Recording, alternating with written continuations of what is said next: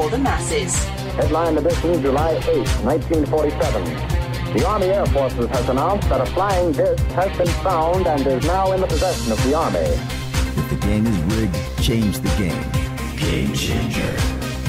I occasionally think how quickly our differences worldwide would vanish if we were facing an alien threat from outside this world.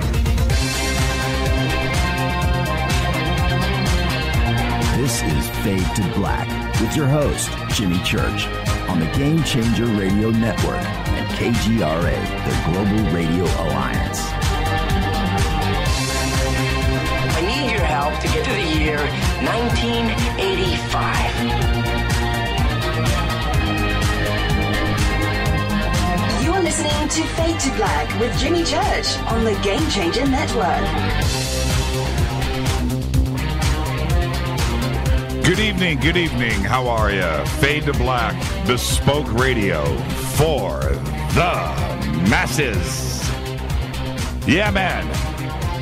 Today's Thursday, January 4th, 4 days into the new year. Just 361 days left. Man, we got a long ways to go, don't we?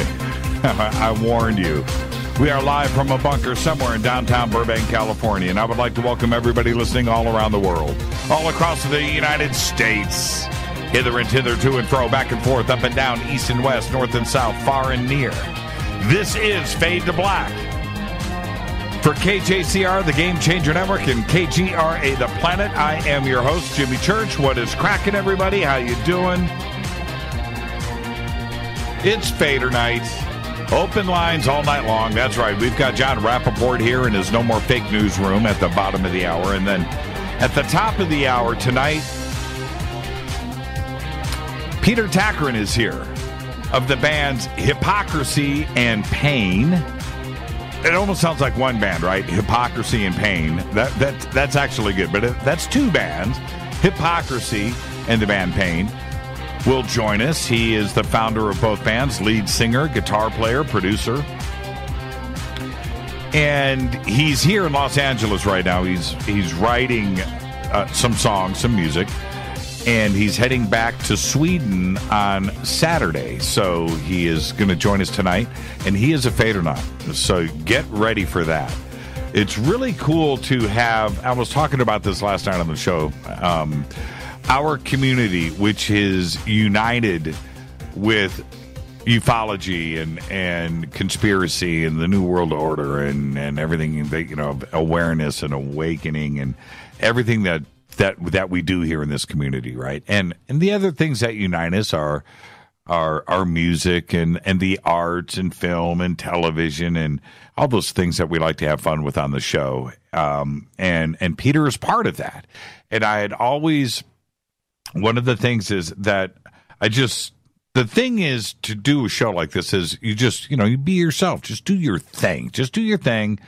And you do it long enough and your friends will be attracted to it because they all appreciate those same things, right? And it's really a simple formula. And that's what we chose to do. And boom, artists like Peter are attracted to the show and the next thing you know, we're on Fadernight together. So enjoy that time. It's going to be really cool. And we will also take some phone calls. And so let me get some stuff out of the way because I really want to get Jon in here. He's got a lot of stuff to talk about. And then right after that, we'll have Peter here. You can follow us on Twitter at JChurchRadio. Simple enough, at JChurchRadio. Facebook, YouTube, everything is Fade to Black, Jimmy Church Radio. Just go now, follow, like, and subscribe. If you want to hang out with us on Twitter, just use hashtag F2B. That's it, hashtag F2B. That is the sandbox on Twitter. We do 2,000, 3,000, 4,000 tweets a night, and some pretty deep conversation goes on in Twitter. So go over and use hashtag F2B for that. Any questions or comments during the show tonight, just use hashtag F2BQ. The Q is for questions. Again, easy enough. I do keep...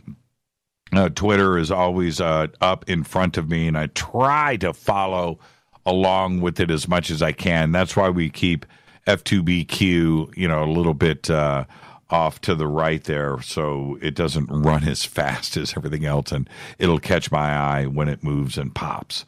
Okay, email is jimmy@jimmychurchradio.com. Again, I monitor that throughout the show. Just make it good, and it'll make its way in here to me. And so there you go. Our next event will be the Conscious Life Expo. It's coming up February 9th through the 12th, 2018 at the LAX Hilton.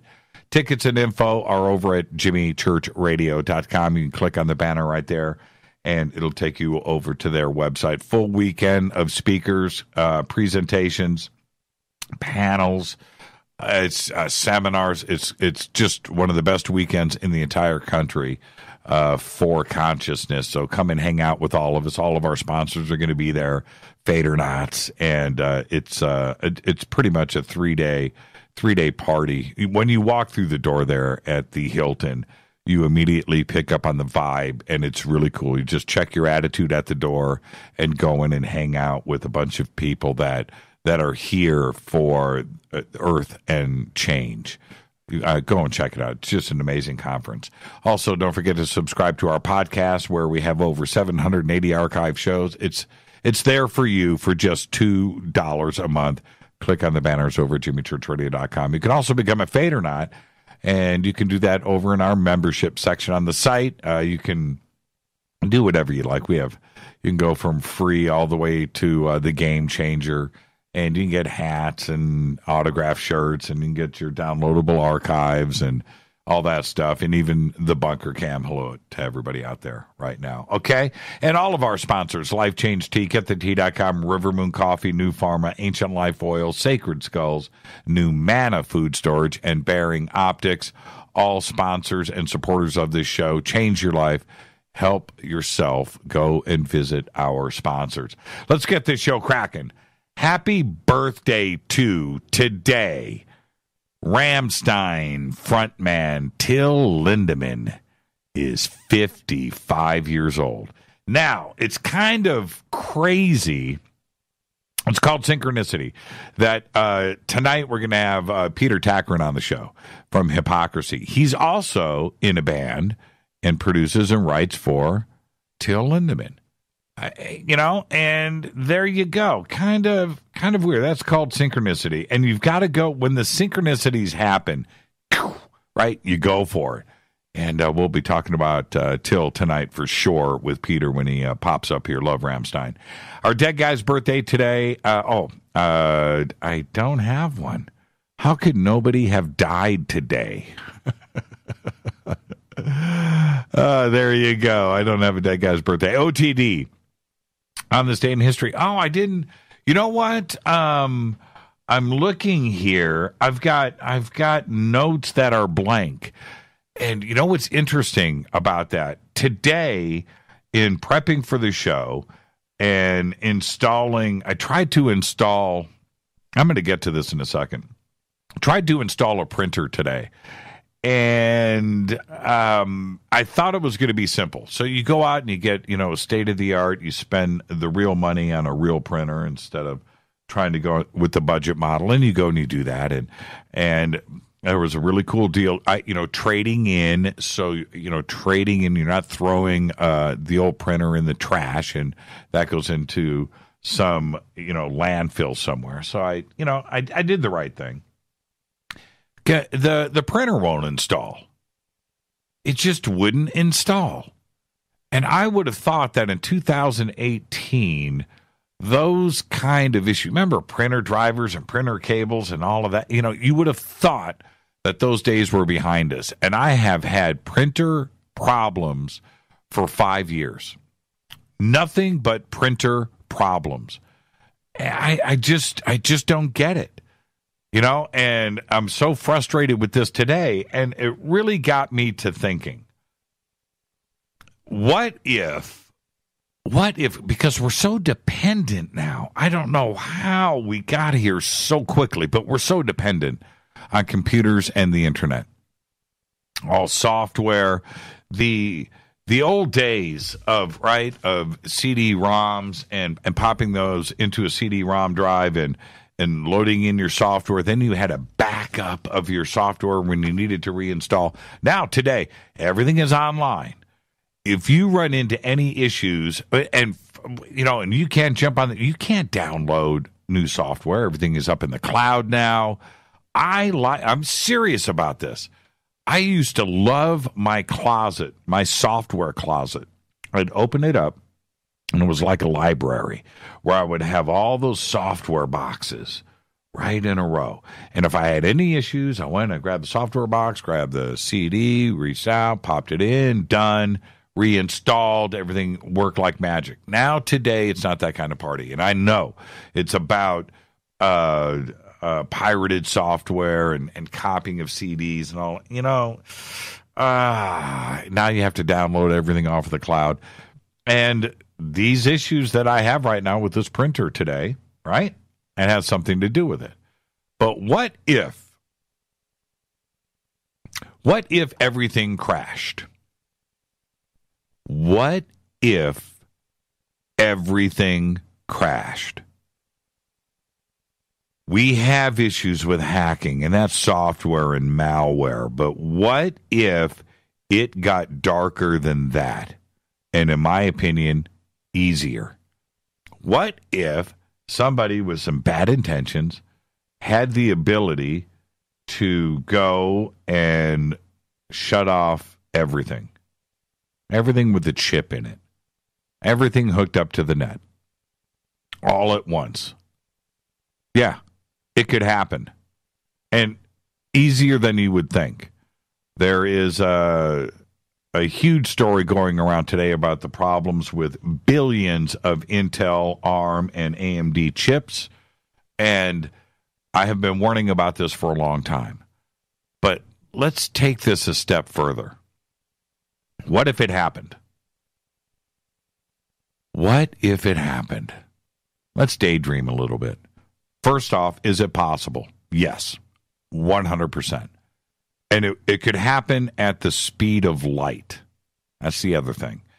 All of the server farms, everything that is running software in the cloud, everything that is out there in private hands, how safe is it? How safe is it? Well, against malware and intrusions and stuff like that, okay. All right. And we all know you can get around all of that. That's been proven. But what if somebody was able to get to the hardware? Wait a minute. Get to the hardware. Get to the very BIOS on the chipsets and shut down the hardware. What would happen? If you stop and think about this, because we have chosen to go down the path that we have, which is in the matter of 20 years, 1995 to now, 22 years, 23 years, 22 to 20 short years, we are, as a world, 100% completely dependent on chips. Chips. The internet. Computers. Everything. So, if that happened, everything ends. Everything ends. You need to really think about what I'm saying here. If it happened,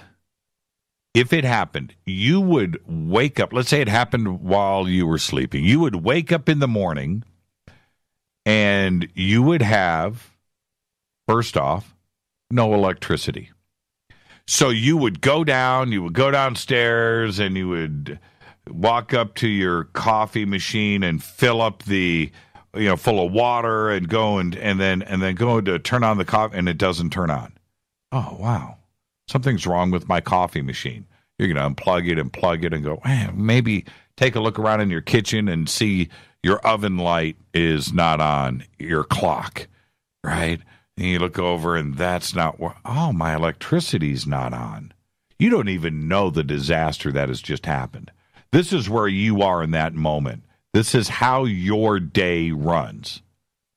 So you go and you pick up your cell phone and you are going to check to see what's going on. While you're walking outside to your fuse box, right? You're going to go outside and you're going to open that up to see, flip some fuses. Oh, everything's on. That's kind of weird. Look around, dead silence outside, nothing going on. And you walk back into the house and you pick up your cell phone and you go to make a call. Oh, I've got no internet. I can't. What? So you go and now you're going to call somebody. Your phone's not working. Huh. What do? I need to call the electric company, and that's not even your problem. But this is where your mind is. I got to call the electric company to tell them about my electricity, but I can't. My cell phone's not working. What you don't know is the world is not working. But this is you in that moment. This is how dependent you are on everything. It's done. Now, the news that you want to hear, which is the internet went down, and now, as of this moment, there's no electricity across the United States, and it's shutting down around the world. The news services that would be sending you this news cannot get the news. They can't. There's no cell phones. There's no internet. There's no satellite transmissions. It's all done. Now, at this very moment, while all of this was going on overnight while you slept, all of the electricity networking is done. It can't go anywhere. Internet is shut down. There's no internet, which means there is no distribution systems in place, which means no water. Because at that moment, when you're checking everything in your house, you go and flip your water, and there's no water. Do you have any water in your refrigerator? Probably not. Is there any in your garage? Probably not. Do you even have a flashlight? Probably not. Do you have anything at that moment? No. And you're not even thinking about this yet. You have no idea about the coming hours, about what is about to go down. There's nothing. All of the gas, food, water, distribution, goods, everything is done. So whatever is in place at that moment, what is ever on a semi-truck at that moment is all that there is. Because all of the distribution, all of everything in the United States and around the world is connected by the internet. It would all end. If you think about it, electricity, news, phones, TV, satellites, planes, trains, automobiles, trucks, communication, radio, news, everything is over. How do you find out? At this point, this is what you need to think about. As you're standing at your kitchen sink and trying to figure out what the hell is going on, you need to get some news. How are you going to get it? Is somebody going to walk to your door? Read the news to you at your front door? That's a possibility.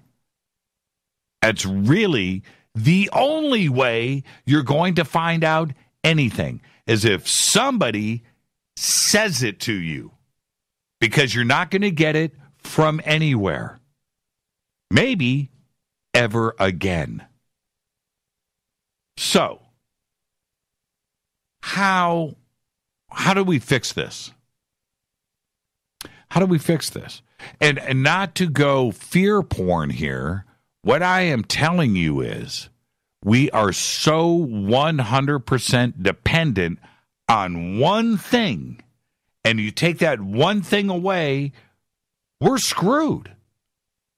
Because everything goes with it, and there's no coming back from it. So what do? All of this stems off of this stupid printer problem today. How do we fix it? Well, this is what we do. And believe it or not, we're already halfway there. We have to go backwards. We need to go old school. All of our dependencies, like water, electricity, gas, distribution infrastructure, needs to get off the net. That's what we do. We have to get it off of the net. Everything. You get it off the net. If we go in and we bomb a country, we go in and something crazy, somebody else bombs a country that doesn't have all of the independence on the infrastructure. You know who wins? One of the countries in Africa that doesn't have the internet installed. Their water's going to continue to flow, and so is their electricity and the food distribution systems because they understand it. So let's back up. They understand how to distribute things without the internet. So let's go back. We go old school. Our electrical distribution system as it was prior to, and I'm going to pick a far date back. Let's go to prior to 1970. Worked just fine. Worked just fine, man. Worked just fine. We back it up to 1970 distribution. Nothing at any electrical plant in the United States is connected to the internet. There is no internet there. You stop it outside. There is no internet going in. There's no email. There's no nothing. Every electrical plant. Every one.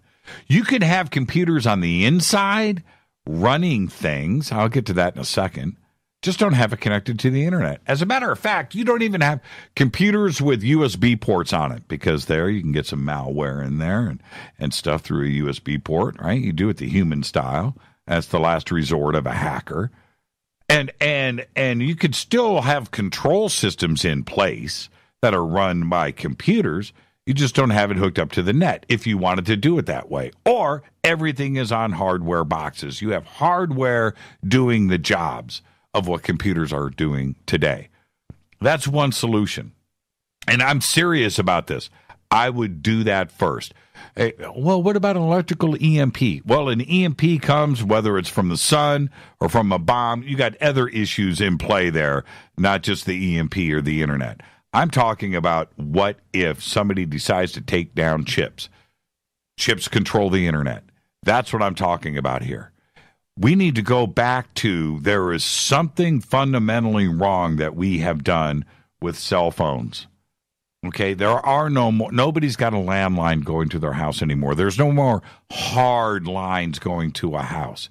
That old phone system that we had, and we spent all that time and money and effort to wire every house in the United States with a good old-fashioned landline that you picked up and it just worked. Electricity went down, your phone still worked. Remember those days?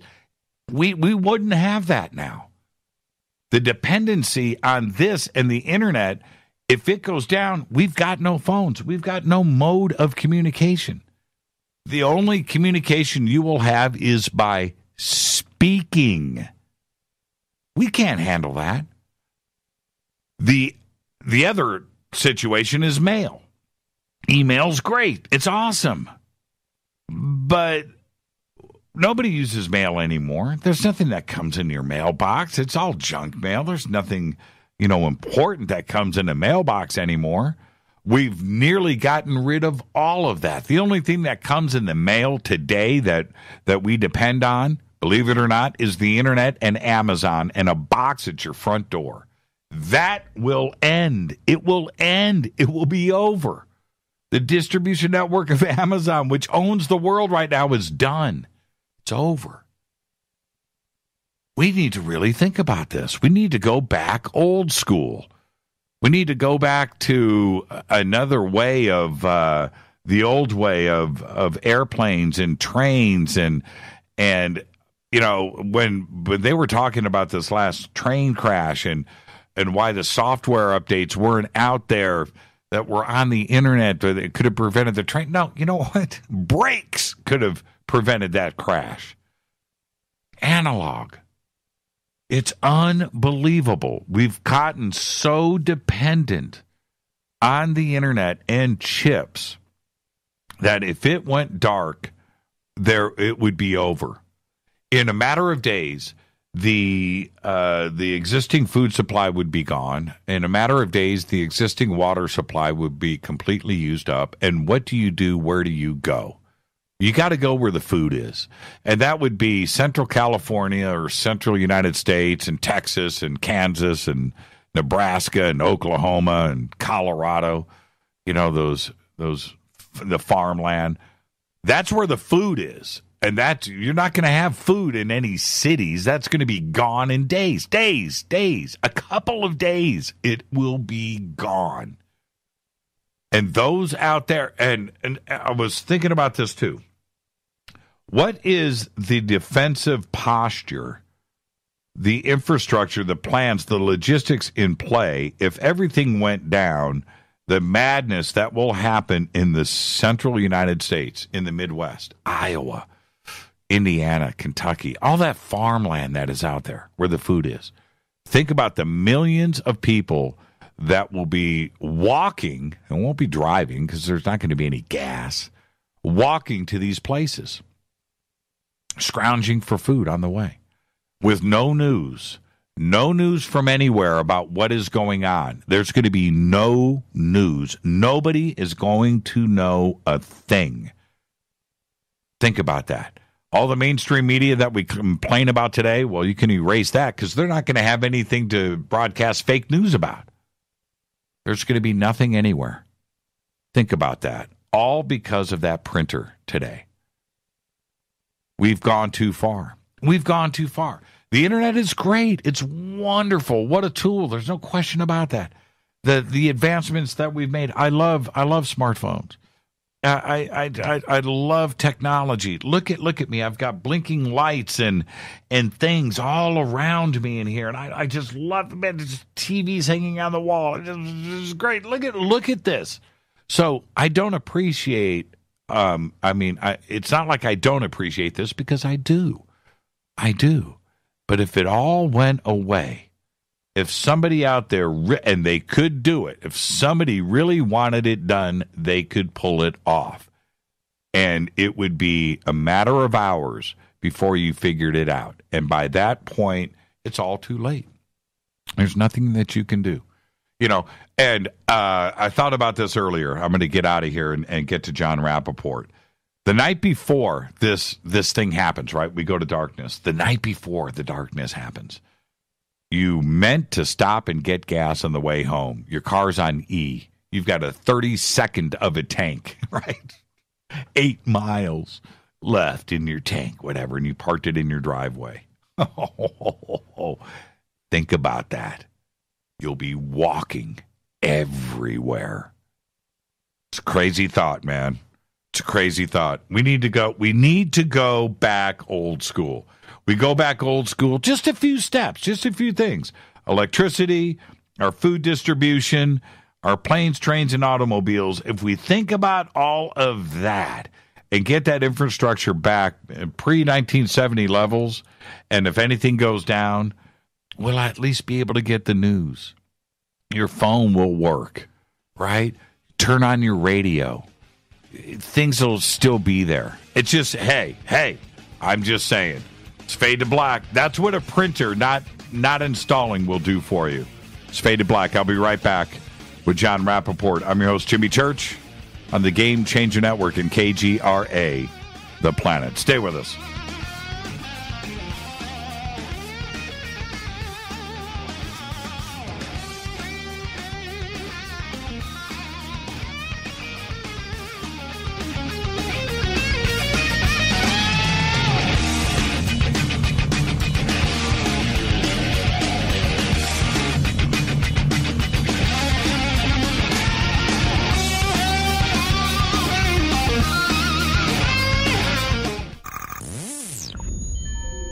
You're listening to Jimmy Church, Fade to Black. Fade to Black will now pause for alien identification. The station that talks the net. KGRA Radio.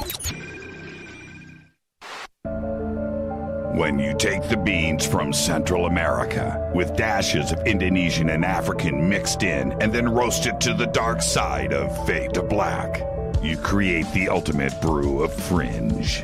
Introducing the Fade to Black blend from River Moon Coffee. Yes, River Moon's darkest customized roast was created for the love of Fade to Black. The alchemy of masterful roasting and smoking the beans is in every sip of this full-bodied, dark Java. I need my coffee dark, deep, with distinct bittersweet chocolate highlights, just like the bunker.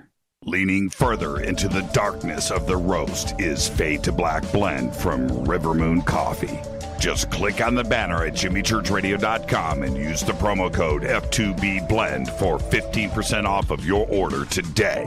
Go Beckley Teppy. Natural Health Solutions with Chris and Ronnie. Hey, Ronnie, how you doing? Great, Chris. Now, you're the CEO of GetTheTea.com, right? Yes, I am. What is GetTheTea.com? I mean, is this tea you buy in a store? Well, no, it's not. Life Change Tea is just that, life-changing. Life Change Tea is an herbal tea that gently cleanses your body from intruders. What do you mean by intruders? Well, intruders are toxins, chemicals, GMOs, heavy metals, and more. They're in our food, in our water, in our air we breathe. Seriously? Yeah, seriously. And Life Change Tea will help you with removing these, as you say, intruders? That's right, Chris. Are there side effects with this tea? Well, you might lose a little weight. When you clean your colon, you lose weight, you feel better, and you have more energy. Wow. Ronnie, where can people purchase Life Change Tea? Oh, that's easy. GetTheTea.com. That's GetTheTea.com. Ronnie, I want to thank you for being on the show. People, don't forget, GetTheTea.com. 9 out of 10 geneticists agree. Fade to Black is not your father's radio show on the Game Changer Radio Network and KGRA. The Planet. Win big with KGRA this summer. Tickets and hotel accommodations to the biggest conferences, autographed books and DVDs, chances to win all-inclusive conference cruises, and private dinners with your favorite KGRA hosts. Click the contest tab at KGRAradio.com for your chance to win big this summer. Your contact for the best alternative talk radio on the planet. KGRAradio.com. Hi, this is Rob Reiner from Anvil, and you're listening to JimmyChurchRadio.com. What's up? I'm Chris. What up? This is Kyle Massey, and you're listening to Jimmy Church Radio.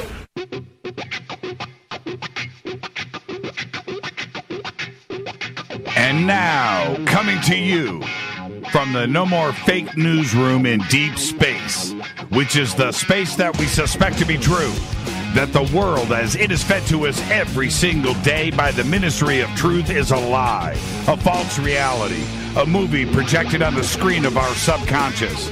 This, however, is the breakout. All the screens crash, they all go down, and we see the light of day. A new day. No more robots, no more androids. It's the No More Fake Newsroom with Jon Rappoport. Take it away, John. Thank you, Jimmy. Good to be here, everybody. The UFO story gets more and more interesting. Let's see, where shall we begin? Okay, as I wrote in a recent article, and I've written several now about this latest disclosure and implications, the New York Times, as Jimmy and I have discussed, was all of a sudden, out of the blue, the central pipeline for the revelations of the last several weeks. And this is very uncharacteristic of the Times. How did this happen? The story was overwhelmingly positive, etc., etc. Well, let's think about this. Let's go back 10, 15 years. If the New York Times had really wanted to nail down the UFO phenomenon, they could have taken two reporters into a room and said, okay, boys, look, here's what you're going to do.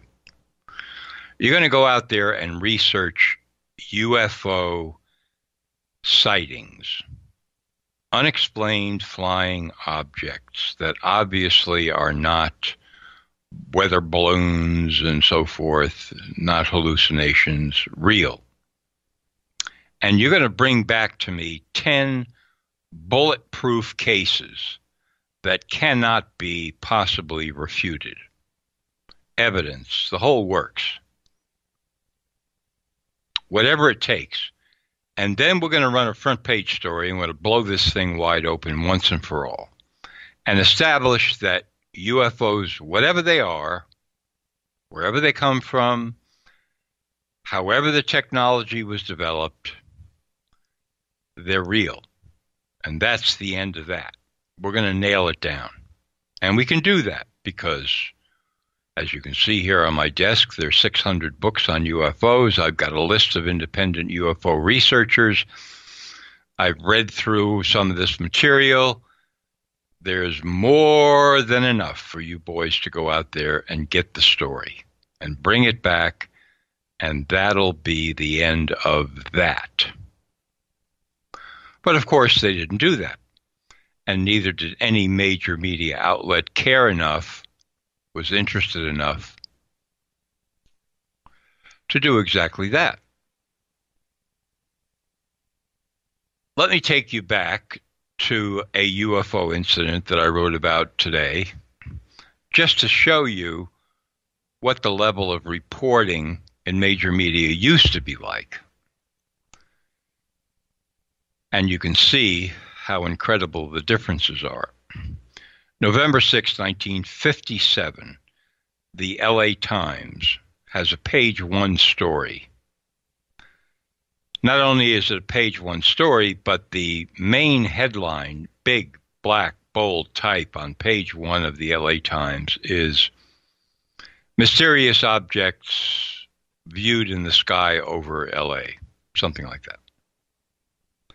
And the story recounts a period of time of at least an hour and a half, more probably, when 6 disc-shaped objects were seen in the sky over LA, and a gigantic sphere that, kind of looked like a planet, changed colors. All kinds of people saw it. All kinds of people, private citizens. But the Times, the LA Times story, quoted by name a number of individuals who were military-trained observers, military weather people, people stationed at bases, military bases in the Los Angeles area. And they quoted a private citizen, an executive in an electronics firm, by name, and gave his account. There was no doubt. No doubt. And that's the way the story was run. No question about it. In fact, one of the weather observers said, some people might think this was a sheet of ice of some kind. No, it wasn't shaped that way at all. Gigantic story. Laid right out there. It was real. Nobody knew what these craft were, where they came from, how they got the technology, but there it was. However, I went into the archive of the LA Times to see what they were running the next day, November 7th, 1957. And I saw a shot, a photo of the front page, part of the front page. Saw the headlines. Nothing. Nothing. Like the story just disappeared. So that 10 years later, say in LA, 2 people could be talking and one of them might say, hey, do you remember that thing a long time ago about some kind of crazy vehicles in the sky, and yeah, I sort of remember that. You know, did that really happen, or did I just have a dream about it? That's how quickly the whole thing can be erased from memory. And now, of course, all these years later, who remembers that? So what I'm saying here is, number one, as far as UFOs are real, that story could have been wrapped up a long time ago by any major media outlet that really wanted to do it.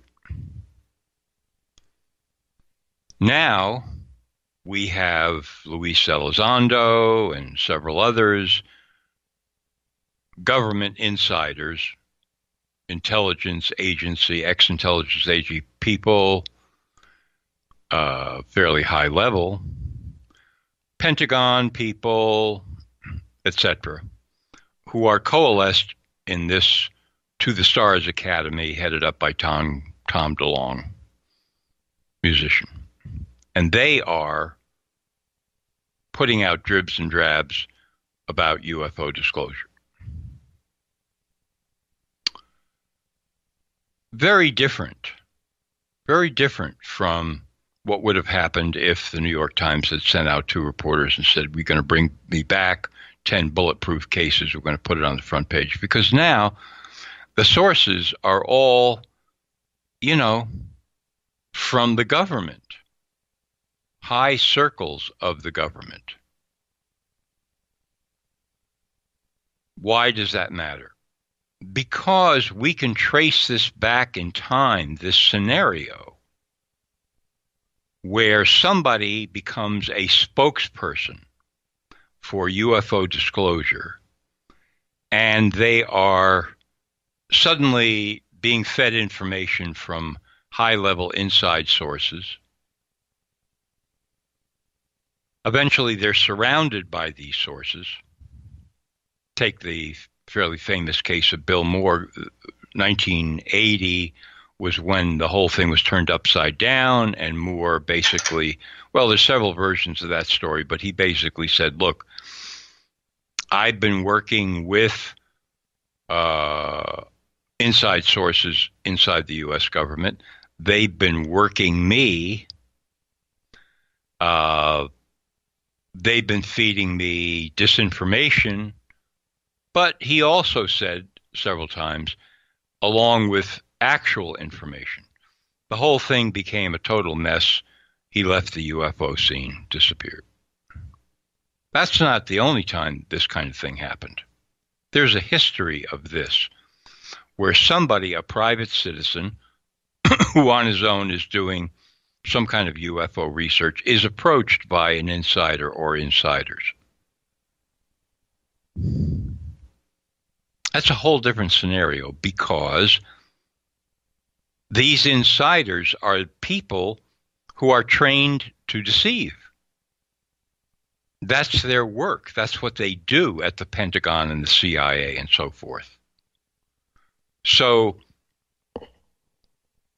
to unquestioningly accept what they say, that is a mistake. That's a serious mistake, because then they control the story. They own the story. They become the reliable sources. And from the extensive reading and viewing and so forth that I've been doing ever since this story first broke, I've come to a conclusion here. Many people inside the so-called UFO community have been so anxious and desirous of getting the government to make an admission to do UFO disclosure, that when inside government sources come along and begin to feed them information, they are tremendously relieved and grateful, even adoring of the information. Uncritically so, because this is what they've been hoping for and yearning for. when in fact, as investigators, independent investigators, they should be vetting those sources as best they can and treating them the way any intelligent reporter would treat a source whom he has doubts about because of their background. For example, as I've mentioned before, Luis Elizondo is a high-level intelligence operative, ran some serious clandestine operations in Latin America, worked for, National Intelligence Directorate, long career. Well, you have to sit down with a guy like that and say, this information is terrific, Mr. Elizondo, but I have questions for you. A number of questions that I'd like you to answer. You try to vet the source. Now, that's not easy. I'm not saying it's a walk in the park. It's not. But, for example, you say, I'm assuming you have non-disclosure agreements with the Pentagon, whom you used to work for until very recently. Is that correct? Because it appears you're violating those agreements now. How do you get away with that? Hasn't the Pentagon, anybody there, contacted you and told you that you are violating your non-disclosure agreements? And if he says no, you say, well, why not? Why aren't they contacting you? Are we to assume that the Pentagon itself wants this story to come out now? Now, you no longer work for the Pentagon, Mr. Elizondo. So we can call you a private citizen. But for the people who still work there, shouldn't we infer that they themselves want this information to come out? And if so, why? And why now? I mean, they've had plenty of time to do this before, so why now? That's just the beginning of these questions. Then you can say, for example, tell us about the materials from UFOs that you mentioned that have been recovered. What kind of materials are we talking about? How were these materials obtained? From crashed UFOs, UFOs that were shot down? Do any of these UFOs exist now? If so, where are they? And from his answers and the way that he answers the questions or refuses to answer the questions, for whatever reasons, I mean, he claims he still has a security oath that he has to obey. Well, why not the non-disclosure agreements then? Then we say something like this. Mr. Elizondo, you have a video that's now been shown of the fighter jet in 2004 out over the ocean off San Diego and the UFO. We've all seen that video now. Now, my understanding is that you took this video from the Pentagon under the pretext that you were going to use it in order to train pilots what to do when they encountered such objects in the sky. But then you turned around and you used it to go to the press and the public with. What has the Pentagon said about that? I mean, it appears that there's a violation here of some kind. Because, see, part of this jockeying is, who is Elizondo? Is he still working for the Pentagon? Did the Pentagon give him a green light to go out and do all this stuff? Or not? We're trying to do whatever we can to vet a source whose whole career is based on secrecy and lying. Well, that's a natural thing to do, you see. But many people in the UFO community get all nervous about it. Oh, don't look a gift horse in the mouth. I mean, here's this guy, he's handing you information. It's wonderful information, and this is it, and we're finally going to make the breakthrough and all of that kind of stuff. Yeah, that's over-gratitude. That is becoming passive because some big shot from the government showed up on your doorstep one day and said, I have information for you. Well, we've been through that before. And not just about UFOs, about all sorts of things that later turned out to be disinformation or partly true and partly false information. And in most of these cases, there was the effort to own the story and control the narrative. Well, we don't want these people to own the story and control the narrative. So we have to get rid of this idea. Let us all be grateful for these favors that are being bestowed upon us by these government and brave, heroic government insiders who step forward to tell, yeah, maybe, but we don't know that for sure. And when the information is so controversial, and when we have a history inside the UFO movement of this happening before, where the result was all kinds of disinformation, using a private citizen who has some visibility to become a spokesperson for, quote, UFO disclosure. Got to take a different attitude here. I'm sorry. I've been watching videos of people who are, this is like the revelation is at hand. This is it, folks. This is the final disclosure, and we will learn everything now. This is it. Well, maybe so. Maybe so. But on the other hand,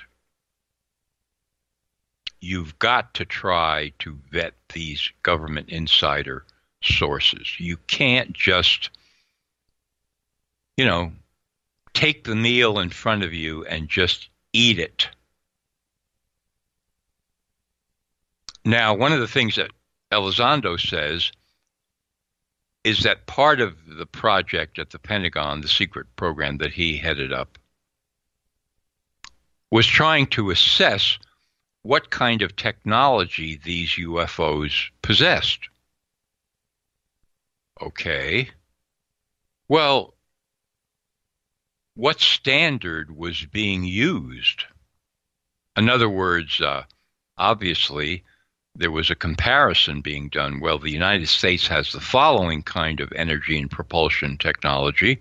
And then these UFOs certainly appear to be utilizing something far in advance of that. Really? Really, is that so?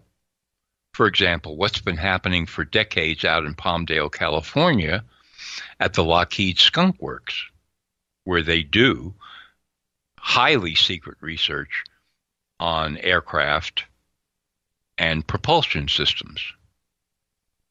What's been happening there? Well, people say, well, you see, they recovered a UFO and they're reverse engineered it, or several UFOs, and that's how they get their technology at the Skunk Works.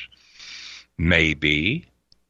Or maybe this is Earth technology of some kind, in which case saying that these UFOs that we don't understand possess this quite advanced technology compared to what we have would not be true. Would not be true at all.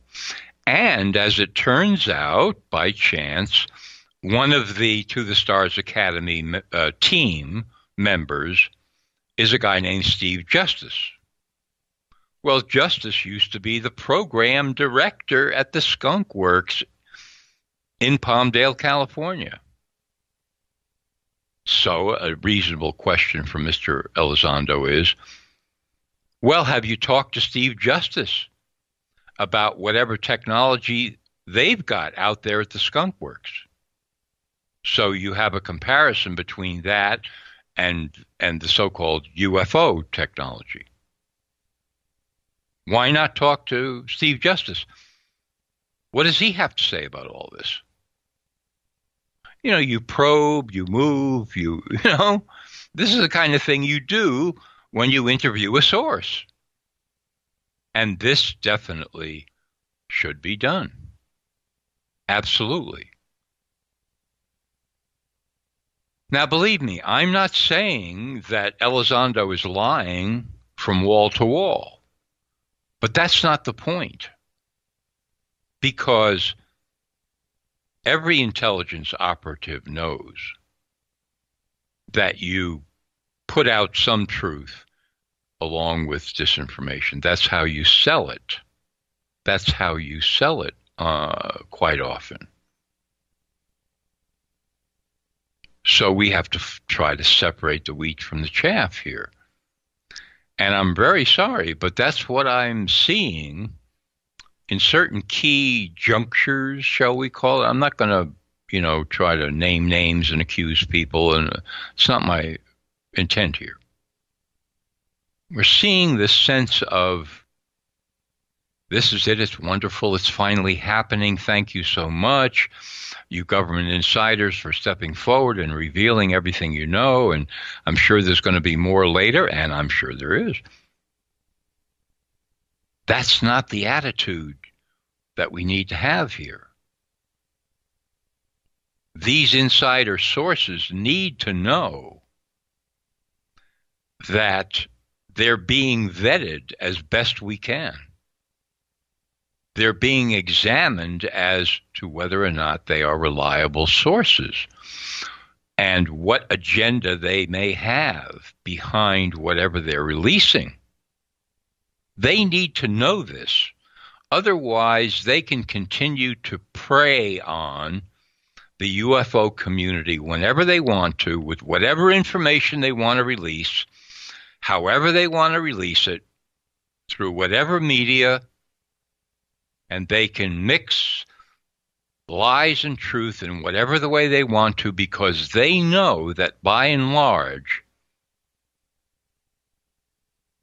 many people in the UFO community and certain key leaders, shall we call them, are just going to get down on their hands and knees and say, thank you, thank you, thank you, thank you, thank you, thank you.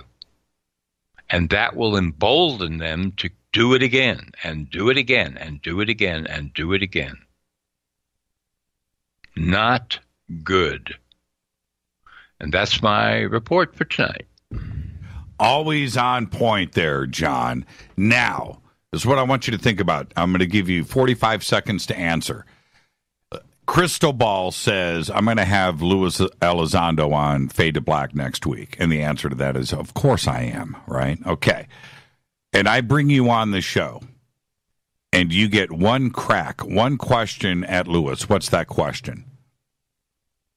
One question. Wow. Well, if I give you more than that, you'll take over the whole show. So I'm going to let you have it. But what's that one question? One question. Is it about him? Is it about the establishment? I would start by saying, did the Pentagon give a green light for this information to be released? Because it appears to me that you are currently violating your non-disclosure agreement. That's my opener, okay? Right. And it's funny you ask that, because I'm about to publish a piece tomorrow or the next day, which is the top questions for Luis Elizondo. And there's about 25 of them, right? Just for starters. Right, of course. So, yeah. I mean, that would be my opener. Well, get ready for it, okay? So when we get it all buttoned down and we're about ready, I'll bring you on and let you throw him a couple of hardballs, a fork splitter, a little spitball. And see what happens. And because I think everything that you've just presented here is legit, I think, and I've got to run here. I've got to get out of here. But I think he needs to answer questions about him personally, because if you go outside of the box, then he can dance, right? If you get off of him, right? But if you ask him questions that he can answer about himself, then he can't dance. Right? Does that make sense? That's one of those things. Tell us about your career as a high-level case officer running clandestine operations in South America. John, you are vicious, man. We'll see you next week, and I'll let you know when we get Luis on the show. Thank you so much. It's a deal. Thank you, Jimmy. You're the best. Jon Rappoport, everybody. Jon Rappoport. Okay, let's get Fadernight going. And coming up, I got Peter Tagtgren here of Hypocrisy and Pain. And we'll be taking phone calls and talking to Peter right after the break. So stay right there. This is Fade to Black. I'm your host, Jimmy Church. Follow me on Twitter at JChurchRadio. You can follow Peter all over the place. We'll talk about that when we come back. Stay with us.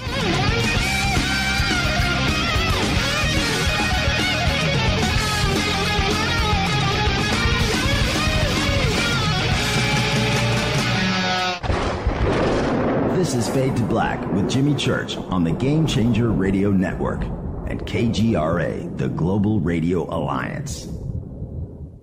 This is KGRA Digital Broadcasting Station. Salt Lake City, Utah. Van Buren, Arkansas. Hello, Fadernauts. This is Jimmy Church, and I'm introducing New Pharma, a company whose products are based on science. Human function based on the endocannabinoid system, or ECS. New Pharma firmly believes in this science, and their research indicates that support of the ECS provides the beneficial effects for a healthy lifestyle. New Pharma's science includes relief capsules for pain relief, sleep capsules, which are natural support for occasional sleeplessness. Foundation is support for your ECS, and Fit capsules support your active lifestyle. Just click on the banner at jimmychurchradio.com and use the promo code F2B for a 33% discount on all of their products. Or visit newpharma.com for all of the knowledge on the science. That's GNUpharma.com. Go Beckley Tappy. You're listening to my main man, Jimmy Church, on jimmychurchradio.com. Hi, this is Ray Hobbs here, repping the planet, and you're listening to my good friend, Jimmy Church, Fade to Black, on the Game Changer Network and the KGRA Digital Broadcast Station. This is Toby Kebbell. You're listening to jimmychurchradio.com. Don't hurt me, Jimmy. I'm only little. Hey, I'm Adrian Grenier. And this is Ari Gold. We're the Honey Brothers. Yes. We are of the Honey Brothers. Hey, I'm Adrian Grenier. And I'm Ari Gold. We're the Honey Brothers. And you're listening to Jimmy Church. The Revolution. Ancient Life Oil. Life-changing. The real oil. CBD is truly Ancient Life Oil from the source. This oil has no psychoactive effect and is also legal in all 50 states. When you're healthy, you're happy. The truth about this wonderful plant is that it wants to give back to mankind. Life, longevity, and happiness. Ancient Life Oil are golden grade, all organic, non-GMO, and infused with high-quality liquid coconut oil. It's simple. Just go to ancientlifeoil.com today. That's ancientlifeoil.com. The best, purest, organic, and non-GMO CBD in the world. Go Beckley Tappy. The statements made regarding these products have not been evaluated by the Food and Drug Administration. These products are not intended to diagnose, treat, cure, or prevent any disease. Please consult your healthcare professional about potential interactions or other possible complications before using any product. This is Micah Hanks of the Gralien Report, and you're listening to Jimmy Church on Fade to Black, across the globe on the Game Changer Radio Network and the one and only KGRA Radio, The Planet.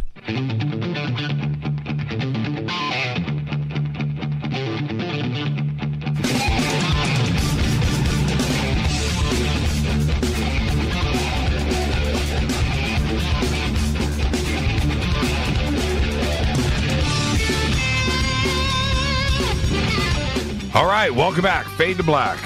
Thank you, Jon Rappoport. All right, let's do this. It is Fadernight, Thursday night. Open lines all night long. I'm your host, Jimmy Church. You can follow me on Twitter at JChurchRadio.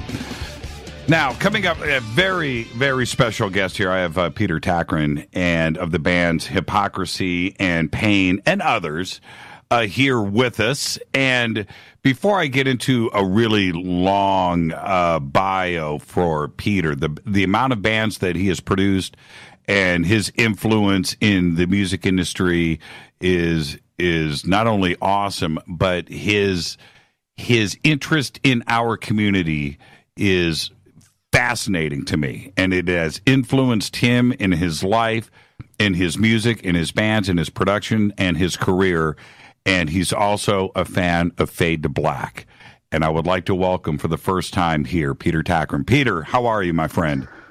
Jimmy, how are you doing, man? It feels great. Now, how are you more nervous before a Hypocrisy show or Fade to Black? How you doing?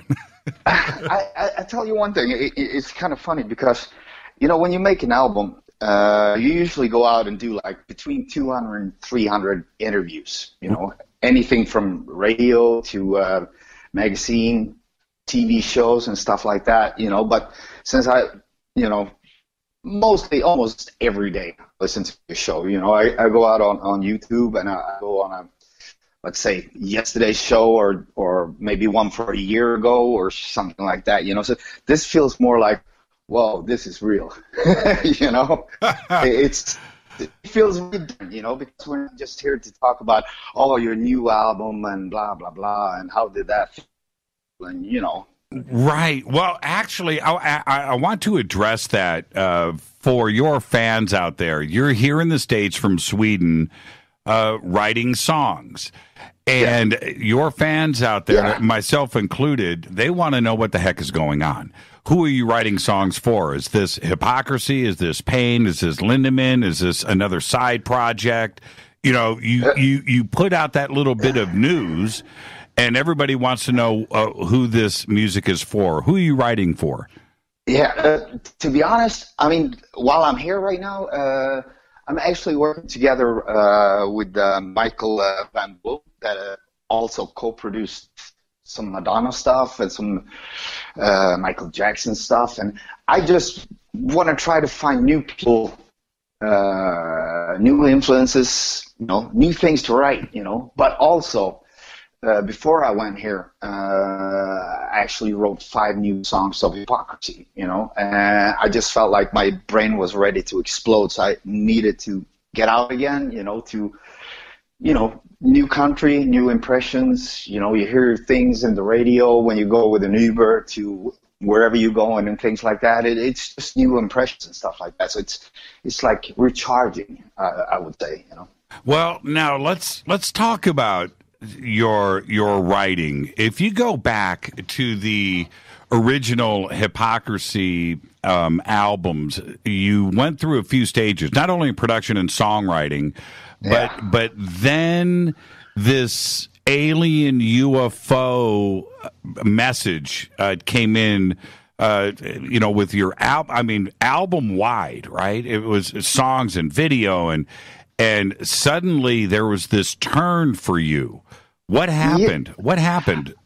I tell you what happened. I mean, on the 2 first albums, we had a different singer, and we were all in more to the dark stuff, like the, let's say, King Diamond, Merciful Fate, Venom stuff, like in the early 80s and stuff, and so he was writing lyrics for that kind of stuff, and once he kind of quit or whatever you can call it, whatever, anyhow, he was no longer in the band, and I was like, okay, so I had to take over the lead vocals and stuff like that, and I was like, okay, what should I write about, because I was just thinking that there was nobody that was writing about these things that, always I've been wondering about, since mid-70s, since the first time I ever went to a UFO museum, with my mom and dad, like when I was 6, 7 years old, and I was like, whoa,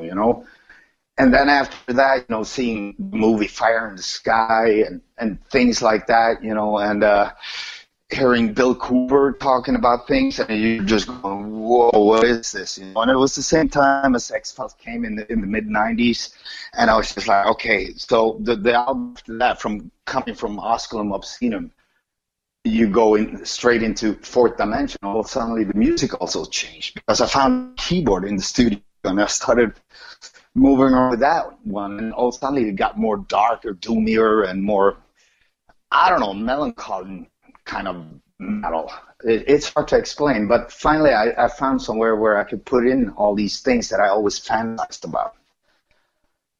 And And we've got a little problem here with the phone.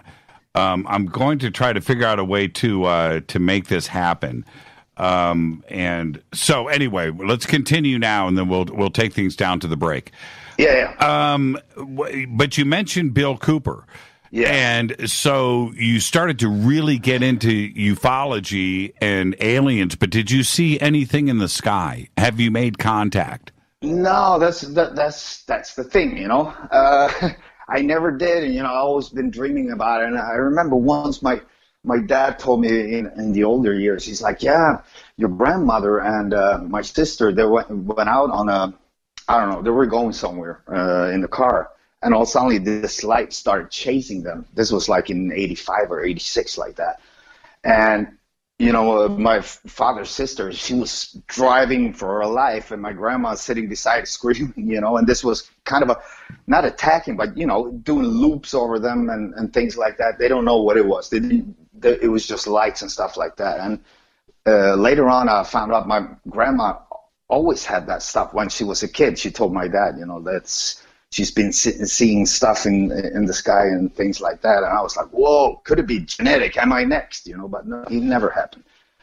And with your audience, and this is where I find it interesting, because you have literally millions of fans. You're one of the biggest selling hardcore, deathcore, heavy metal, you know, acts out there. And their interest in this, how were they with Hypocrisy making this turn? Are they fully engaged? I think so. I think they expect these things from me nowadays. But when it happened, it was such a dramatic change, you know. So I don't think people really thought about it. I think maybe people thought it was a new band, instead of these two first albums that was really like Slayer straight on, you know, right? Like Rain in Blood kind of feeling to it, and all suddenly now these slower things with keyboards on there, but still some fast Slayer songs and stuff like that. So I don't know. You have to ask them, you know. I mean, all the fans, the Hypocrisy fans, they you know, there is not just one sort of fan, you know. Some like the faster stuff, and some like the more mid-paced stuff, and some likes the real slow stuff as well, you know. So I think it combines pretty well, you know. Well, and then at the same time when you started to make these changes in Hypocrisy, the production changed as well. Not only for Hypocrisy, but across the board. Because you have, if you go back to like Metallica's Black Album, that was a polished album when it came out, different from everything in the past. And that includes Slayer and Megadeth and all those other bands at that time were doing things. Production was different. But then things got really technical. And all of those hardcore bands out there, certainly Sweden and Norway and Finland, you know, that area of the world had a lot to do with the production as well. But things got technical, they got beautiful, they got bigger and wider and more intricate. And Hypocrisy was leading that sound back then. And so as you expanded your production to these huge sounding albums, you're also singing and writing about UFOs and aliens and disclosure and contact. Yeah, definitely. I mean, we were never the technical stuff. I think you mean more like Meshuggah and stuff like that. And actually, Frederick from Meshuggah, he was the one that actually showed me Fire in the Sky movie, because he's also into these things, you know. And it was great to do a tour together, and I think it was like 96, and we were just sitting talking about all these, you know, Black Op stuff and, you know, Area 51 and things like that. And yeah, it was just a trip, you know. Everything was new. It was before you could find everything on the internet and stuff like that. And all the stories from then on, you know, I've been reading about, you know, like anything from secret space programs to Black Knight Satellite and Roswell. You know, I did the Roswell song. The Roswell 47 is probably the hit of Hypocrisy, I would say, in I wrote that one in 95 or something like that, because sometimes you could find these documentaries on TV and you record it on your VHS and you were watching them over and over and over and over again, and finally you got cool ideas of your version of what happened and so on in different things. And still today, on the last album, End of Disclosure, that came out 2012 or 2013, it was, the same race as, Corey Good and all these guys are talking about nowadays, so it was pretty cool. Yeah, and End of Disclosure, that video is pretty extraordinary, and the way that it is put together, the visuals are half of the song, right? You have the visual, that presentation, then you have the other side.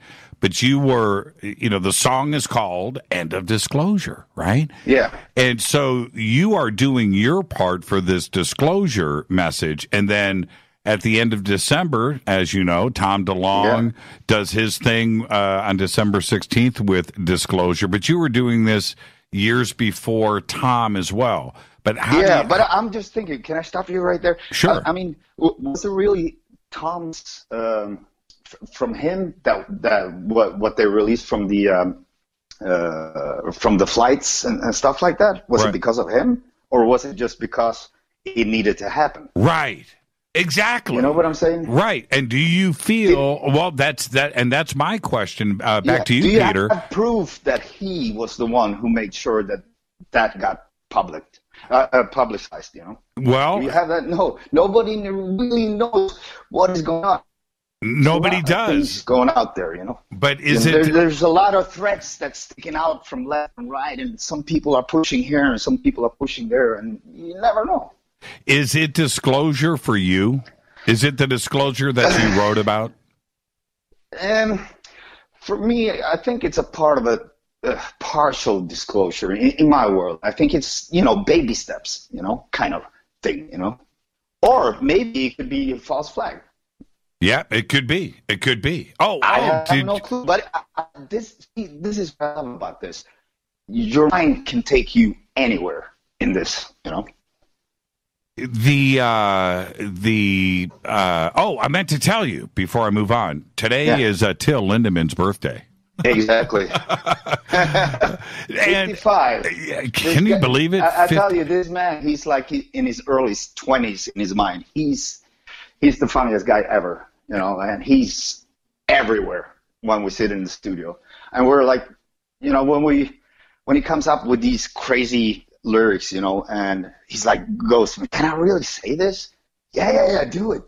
And then he goes in and sing it, and we come back out, and he listens to it, and we start laughing. It's like, can we really keep it? Yeah, let's do it, So it's like, yeah. He's the only front man that I know of that doesn't move.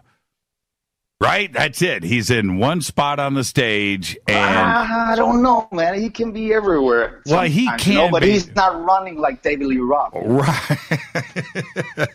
he doesn't need to. His way, Yes, it's cool. So cool. He doesn't have to. And I wanted to ask you because I did the same thing on a much smaller scale, but I was a guitar player that turned into a producer. And, I know. And you did the same thing. You're a guitar player, and now your sound is what everybody wants, and now you're the producer guy too as well.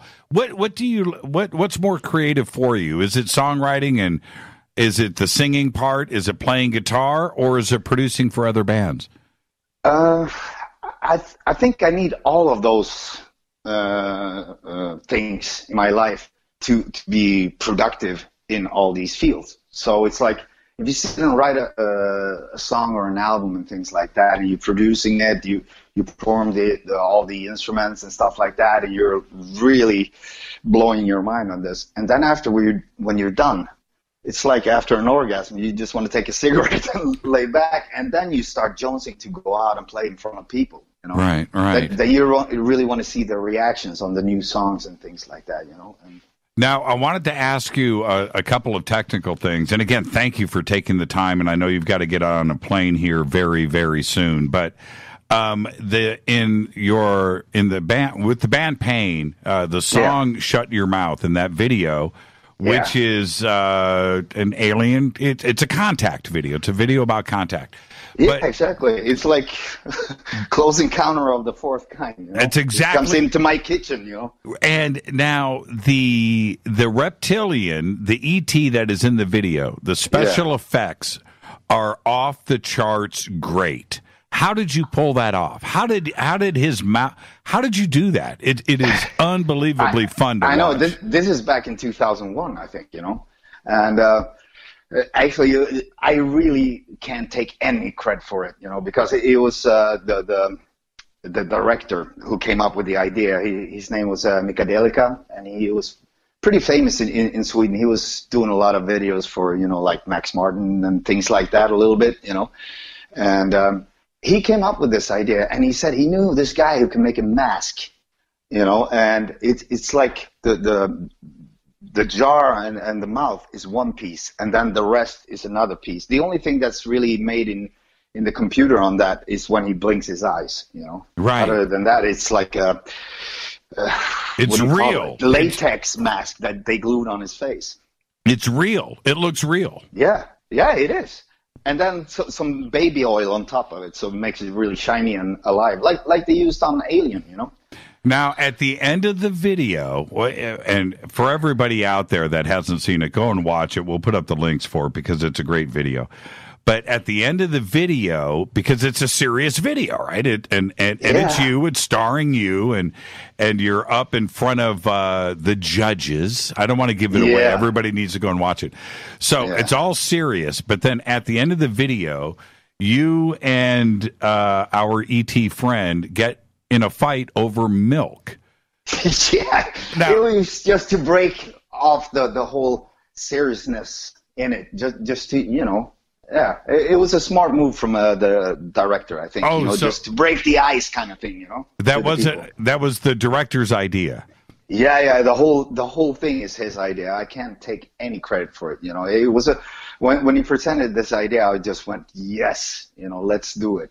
It's so well done. And one other point, because I want everybody to go and watch the video. I don't want to give anything away, but the craft itself, right? That parks in the backyard. That also is some pretty kick-ass special effects. How did you pull that off? That's him again. Don't ask me. He told me all these things. Yeah, there will be a spaceship landing in the backyard here, and we all gonna do it by computer. And in 2000, it was not. You know, then you have to get up on the highest scale of the budget on videos and stuff like that. But I think he really pulled it off. You know. Now, going back to Disclosure and the end of Disclosure video, There's two messages here. There's one of warning, there's that, but then there's a positive side of it too, and you pull it off pretty well in the video. But for you personally, do we have anything to fear from ET? I don't know. If it would be negative, then I don't know. Maybe we would have noticed it a long time ago. Maybe we wouldn't even be here, you know. It would have been like happening thousands of years ago. Or maybe that's what happened, you know? So, I don't know. There's like some people say, you know, if they're here and they have a purpose, they don't have a purpose to help us. They have a purpose for themselves, you know, to satisfy themselves with their whatever they do. And if they're just observing us here, like, and just kind of, you know, scratch their head and go like, why are they doing like this? What's wrong with these people? You know, and so on. And I don't know. And they just see how far we can go before we, Now, I want to thank you again. Before we head to the break, I just want to thank you, and I'm going to let everybody know that Peter and I are going to go to dinner tomorrow, and so we'll take some pictures. Yeah. And hopefully we won't get arrested, but we'll do all that. I got to get a picture of Peter with a Faded Black T-shirt on, so we're going to arrange that tomorrow. But and I'll see you tomorrow night. When is the next Hypocrisy album coming out? Everybody wants to know. Yeah. what we're hoping for right now is, I thought it was going to be in February next year, 2019, but now the record company say, what are you waiting for? Just release it in September and do a tour and let's get going. So maybe it will be out in September 2018. And same band members from the last album? Yeah, definitely. And are you guys okay? Now I've got to ask a couple of questions about that. Have you guys started writing? Or are you going to go back to Sweden and start with a clean slate? Like I said before, I got 5 songs already. If they all 5 going to make it to the album or not, we'll see when we have, when we put everything on the table, so to say. But I got 5 songs that I wrote last month, and I think they're very promising. I think it's going to be what the Hypocrisy fan wants, Why change anything, It's like AC/DC, If they start playing a different kind of style, it wouldn't be AC/DC anymore. So I think we have just to stick with what we do best and just make better songs. I'm actually thinking about start singing about my people now, with the ancient alien stuff and things like that. So we'll see how far I get to. I don't really know so much about it, so maybe I need a coach for that. We'll see what's going on. Well, somebody said, I've got 2 more questions we might have to run over here. Somebody sent me an email today and said that Peter is the greatest singer ever. Right? Oh, God, no. Yeah, right. Hold on. I know. See, now you're laughing. And I read that, and I wanted to ask you personally, what when you hear stuff like that, because you have a certain sound. Are you a singer or are you a guitar player? I'm a drummer, actually. That's the best answer yet. No, seriously, I am, and I only play guitar because there was no one else around that could write music, And after a while, it was also the same thing. There was no one who wanted to sing, so I had to do it, and I had to learn. There's a lot of drummers that have that same story. I can imagine. Yeah. Now you are also looking for suggestions for artists and for the new album cover. Yeah, because I want to do something crazy. I can't give away too much things, but I said about this ancient alien stuff. Kind of Mayan people. I think the aliens and the Mayan people, they were in cahoots, Well, I have a very large audience and some very talented artists out there. Yeah. So if you guys are listening, Peter is really looking to get really creative with this album cover. So hit me up and I'll hook you up with Peter if you've got any ideas or suggestions of anybody else out there from our community, maybe an author or researcher out there that you think should partner up with Peter on this album cover. I'm very excited about it. Peter, thank you so much, my friend.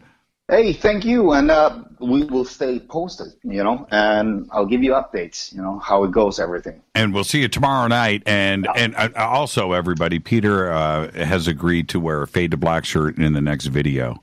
You were smart there, boy. Peter, I'll see you tomorrow night, my friend. Thank you so much. See you. Thank you. Take care. Thank you. Peter Tagtgren, Hypocrisy and Pain. Also, he produced and wrote for Till Lindemann for the band Lindemann too as well. So we'll see Peter tomorrow night. We'll post some pictures. Thank you so much, Peter. You got to check out the Pain video, Shut Your Mouth. We'll post up the links for that in just a second. This is Fade to Black. It's Open Lines, Fadernight. I'll be right back.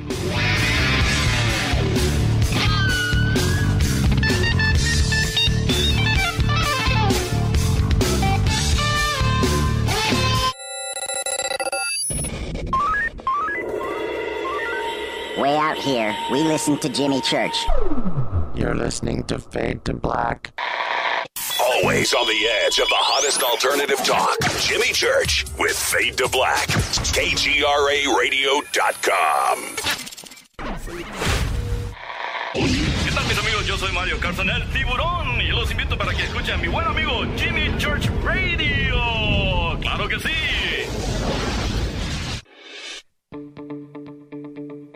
Hurricanes, earthquakes, wildfires. This year we've experienced more than our fair share. This is Jimmy Church of Fade to Black, and last month I decided to make sure my family does not have to worry about food should we get caught in a real emergency situation. Introducing Numana, a healthy, storable product that tastes so good that you'll want to eat it every day instead of just during those times of duress. All Numana products have a 25-year shelf life, are MSG and GMO-free, no preservatives, and are made in America. With the Numana pack in your home, you'll be able to sleep at night knowing that you've protected your family. Not only have I tasted and tested, I own it. Now you can too. Just click on the Numana banner on JimmyChurchRadio.com and use the promo code Jimmy when you order. In addition to a discount, we'll send you an autographed Fade to Black t-shirt. Seriously, go Beckley Tappy. Do you worry a lot? Whether you're a college student, busy professional, parent, or grandparent, ongoing stress and elevated levels of the stress hormone cortisol can rob your memory, your health, and your future. Now you can combat the effects of stress and anxiety while improving your memory and recall at the same time with the dietary supplement Calm and Clever. Studies show that the ingredients in Calm and Clever reduce cortisol by as much as 30% in 1 to 2 weeks. Call 1-800-758-8746 or calmandclever.com. You listen to us, and we listen to you. And so does the CIA. KGRARadio.com. Hi, folks. CBD is the home run hitter for health right now. Why, you ask? Because of what it does for the body. Unfortunately, I can't tell you all about the benefit. You know, there's reasons. Do your due diligence and log on to AncientLifeOil.com. That's AncientLifeOil.com. Ancient Life Oil uses organic ingredients and is blended in coconut oil for some of the best benefits. Legal in 50 states and non-psychoactive. Log on to AncientLifeOil.com. That's AncientLifeOil.com. You are listening to Fade to Black with Jimmy Church on the Game Changer Network. Oi, oi, I'm Reese Evans. You're listening to Jimmy Church. This is Revolution. The revolution will not be televised. The revolution is on radio. Ciao.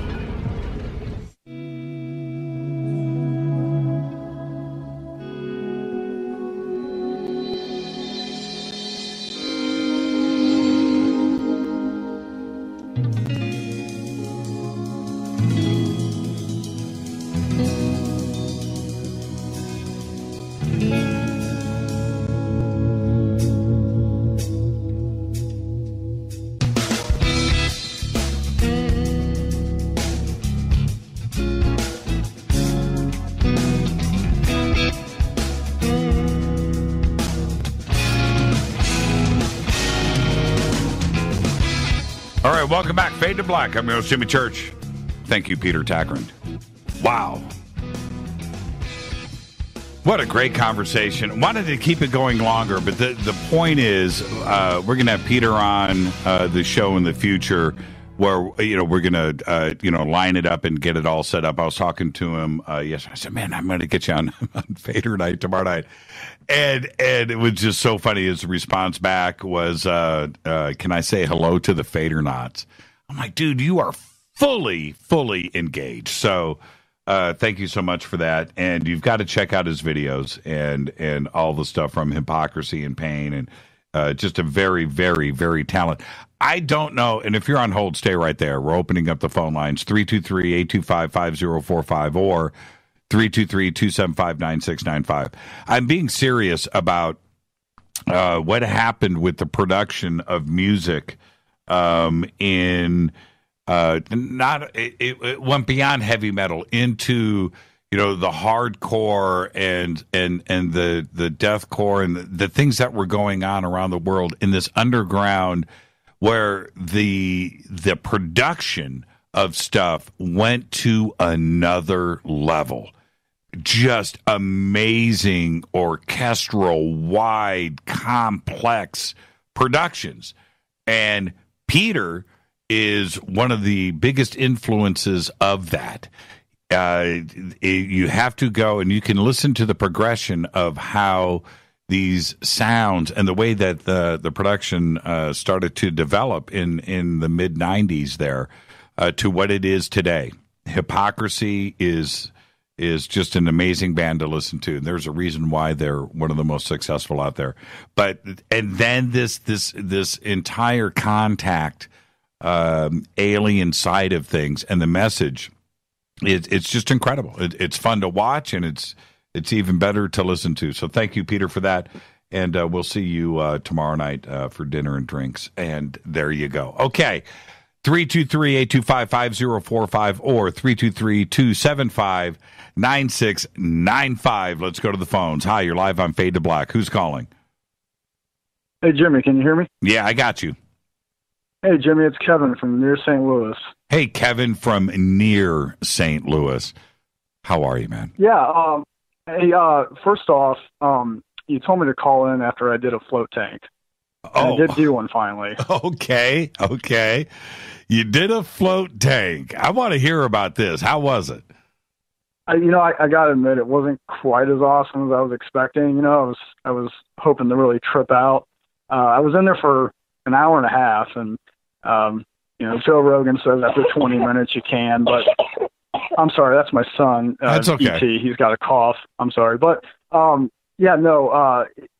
obviously a lot more versed in that meditation and stuff. But no, it was it was cool enough that I'll probably do it again. It was a pretty cool experience. I still recommend it to people. But did you have any questions about the floating experience other than that? Or? What did you go out of body? I wish, but no. Like I said, I was in there an hour and a half, and the whole time I was pretty. I was still there. I was pretty conscious of my surroundings, but it was pretty wild. You need to do it. You need to do it a second time, and I'm going to. And yeah. What about? Was it completely silent, or did you have music and headphones on?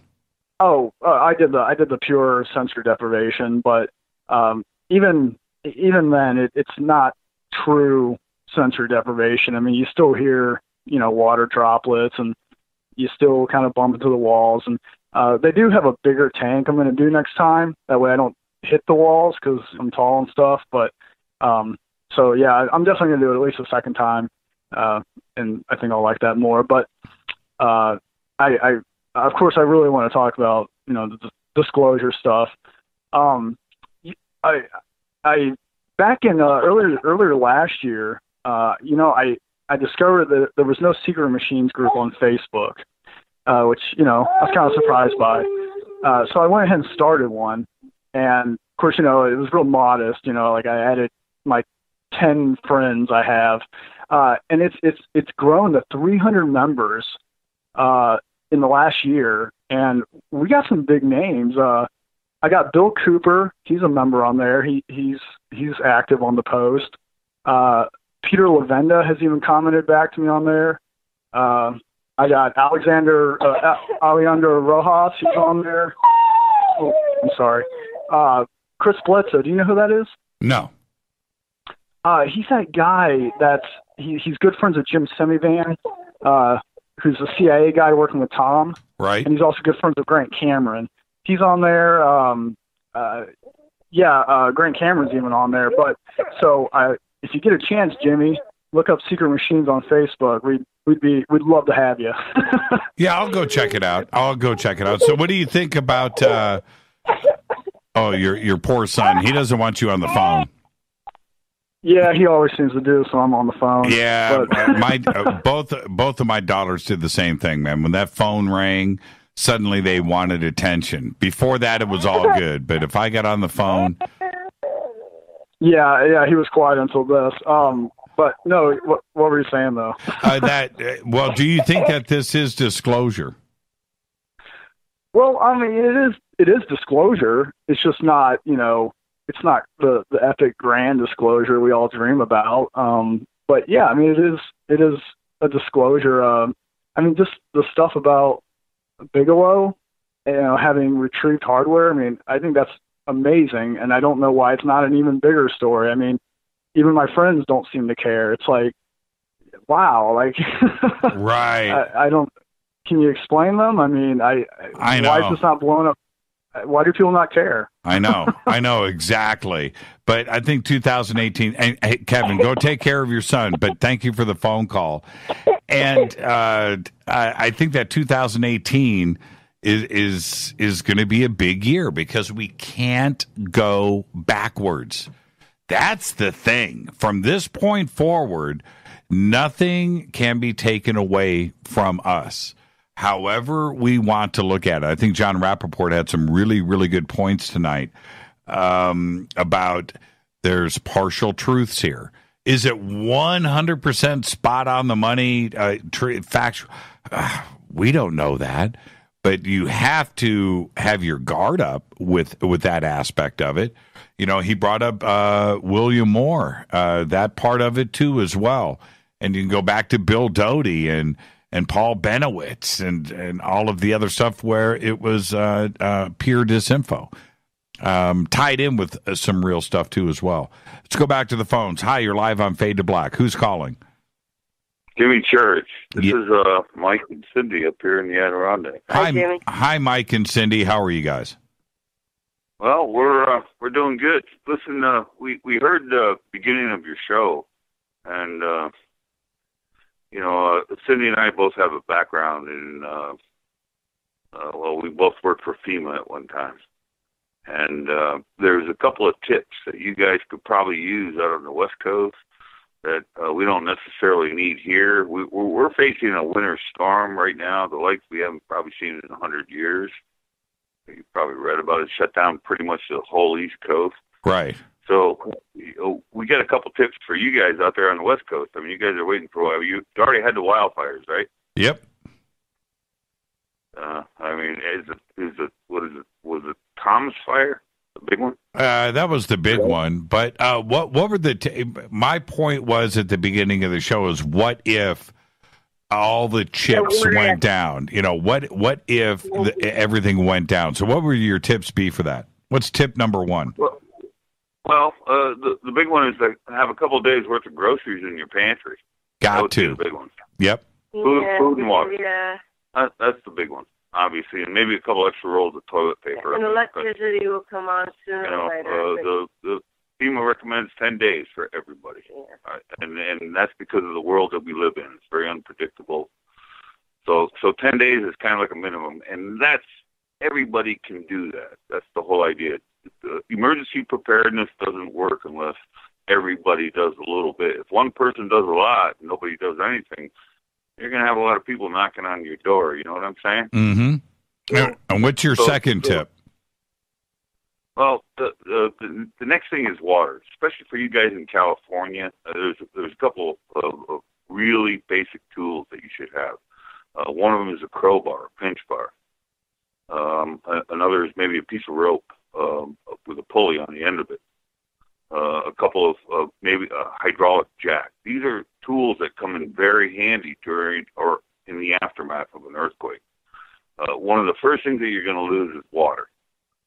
All right, your shelter. Yeah, so you know what? When you feel the earth move, I mean, make sure your family's safe. Yeah. You know, clear the building, and then when the ground has stopped shaking, the first thing you want to do is you want to fill your bathtub and your sinks with water, because the sewage lines and the water lines probably have been disrupted somewhere out there. So, you know, you're going to see a immediate and serious drop in water pressure. So that's unless you don't have any water stored, I mean, that's like really the first thing you can do. So water's a big thing. You guys live in a desert, right? Yep. Well, all of California is a desert.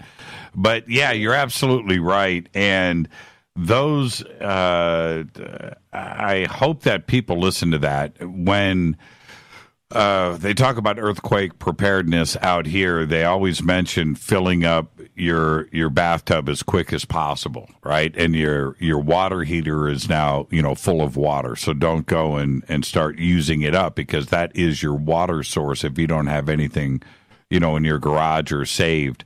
But yeah, you're absolutely right. We have New Manna food storage, so we've got that, and we've got a couple of other pretty severe cases of boxes full of stuff now. So we're good to go here, but I know that we're the exception. You know, we're not the rule. But that's here in Southern California. It needs to be when Mike and Cindy, thank you for the phone call, and I really appreciate those tips. And I think that everybody, and you guys have a great, safe 2018. The rest of the country, when I talked about this at the beginning of the show, you have to remember what I'm trying to say here. This isn't about wildfires. This isn't about hurricanes. This isn't about earthquakes or any of that stuff. I'm talking about if it got pulled, the plug got pulled, everything, man, and you're not going to know what's going on.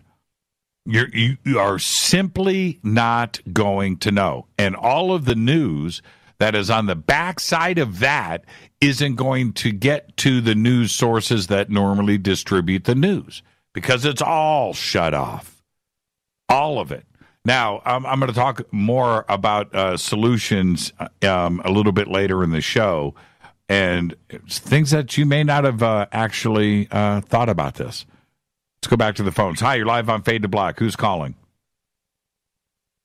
Hello? Yeah, you're live right now. Hi. My name's Susie. Sorry. Hi, Susie. How are you? I'm good. So let's go back to disclosure, right? Sure. Well, I really liked Rappoport's report. I liked how the angle that he took at it. And I also really liked yesterday's interview with Jason Q. Yeah, Jason Quitt. Sure. Yeah, I need to listen to that again. But I'm holding my breath, basically, with this, whether I think it's disclosure or not. But really, I think disclosure has occurred even before that with Stephen Greer. I don't know if it was in a documentary of his or if it was on C-SPAN, but with all those political figures or people in military speaking. Do you know what I'm talking about? Yeah. His at the press club in Washington, D.C. Yes, that was disclosure. Yeah. Okay. Bringing forward, I think it was a push for it. Yeah. I think we could say that.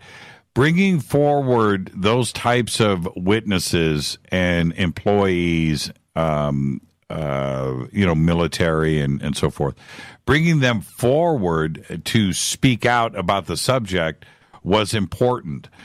Stephen Bassett did one as well. And the thing is everybody's got their own way of pushing for this. Leslie Kane has been doing this. Stephen Bassett, of course, Stephen Greer.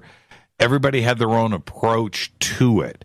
But what was lacking with all of that was, and again, they really tried, but there was no mass media coverage on it. That's where everything fell short. They were hoping for the coverage. They were hoping for the news outlets and the networks to show up and to report on this and to make it a big deal.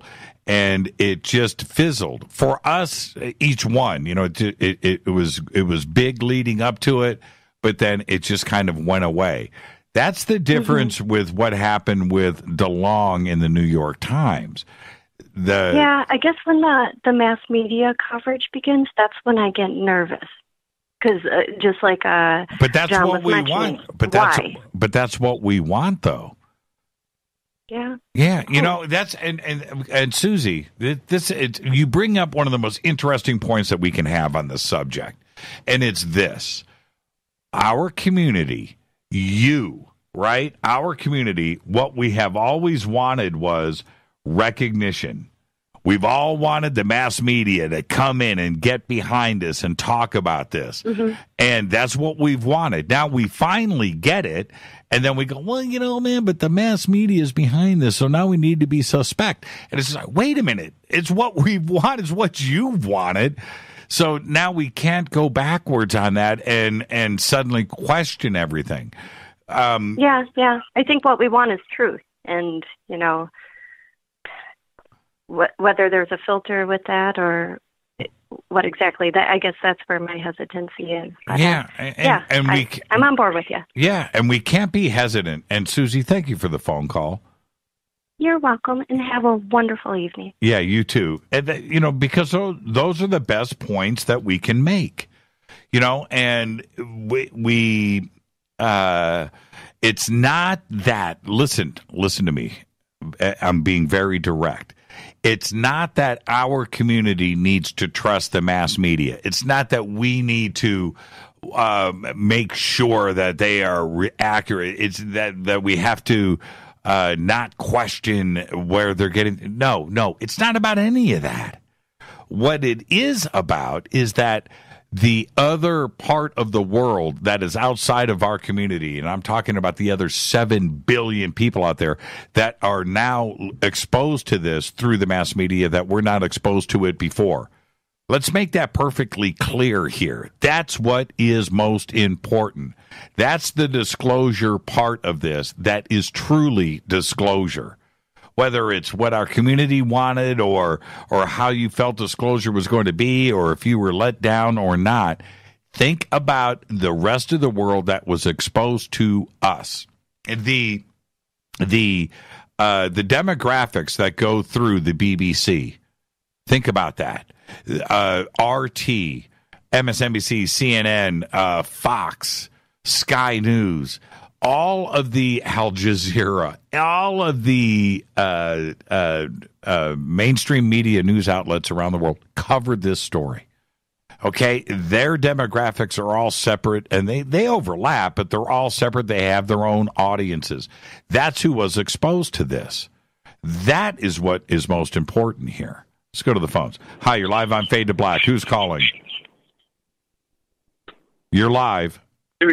Yes. Jimmy Church. Yes. This is Dean, truck driving in California. Hey, Dean, truck driving in California. How are you?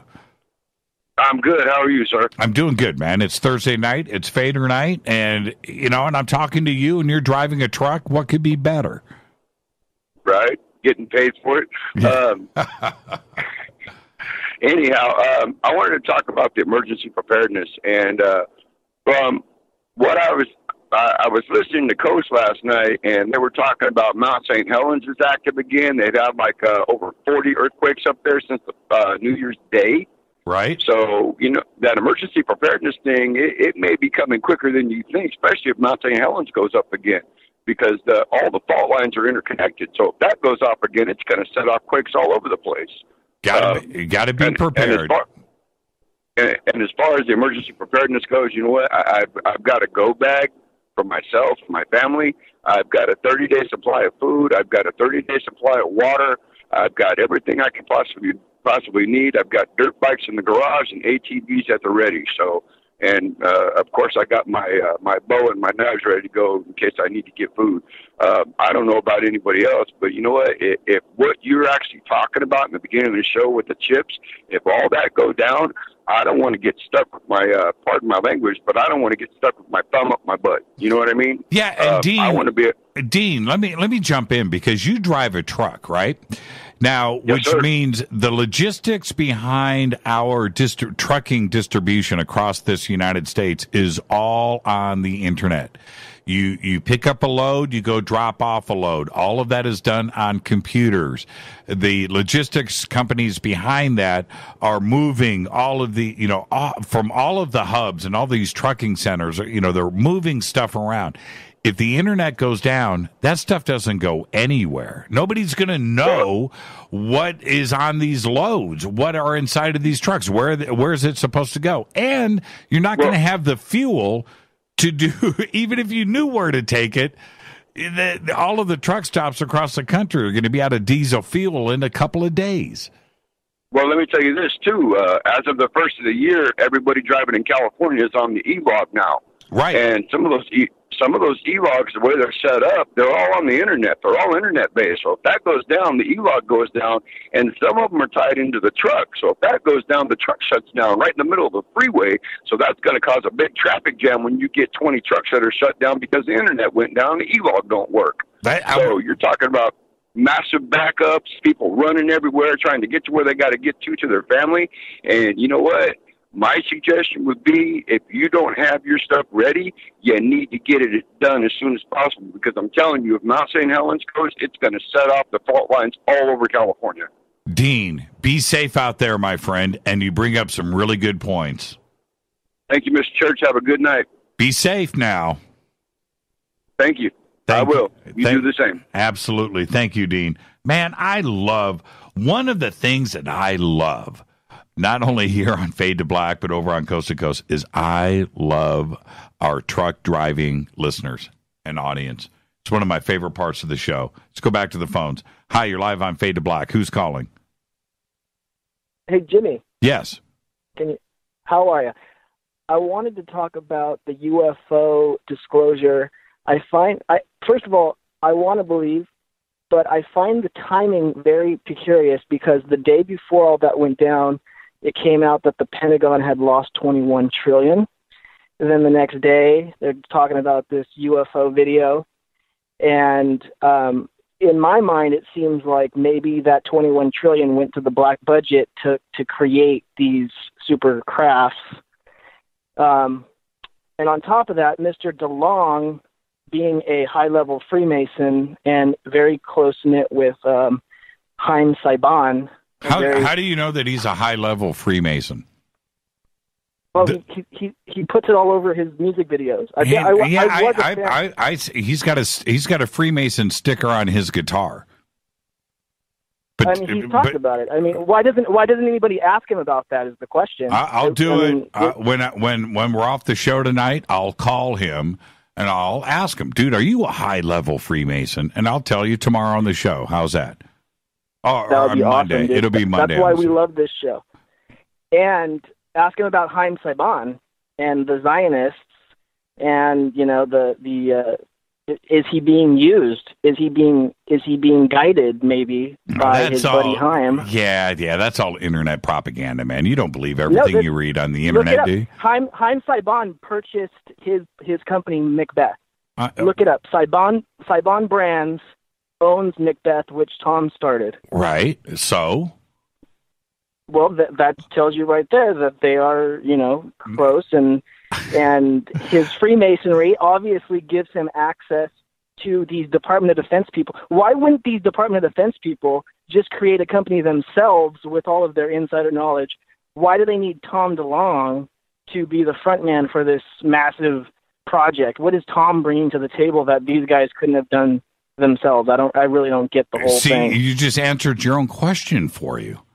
Right there. Why, a punk rock? All he's done has done a YouTube video and put up a website. These Right. guys could have done that. These guys could have went on Coast to Coast. They could have. Tom knows every. Right. So You're answering. what is Tom? Tom is a Freemason that is given these little gifts in order to propel his little empire that he's trying to build. And I'm not even necessarily against him. You don't believe that, do you? You don't really actually believe that, do you? Why does he have to put the symbolism of the Freemasonry all over his guitar and promote his, whatever he wants to promote with this whole UFO? All of a sudden he's talking about, where does this even come from? His Travis Barker, his bandmates, they don't have any interest in what he's talking about because they think he's kooky. That's like that's like you coming over here to the bunker, right? And you come into the bunker, and I've got crystal skulls in here, so I must be a Satanist.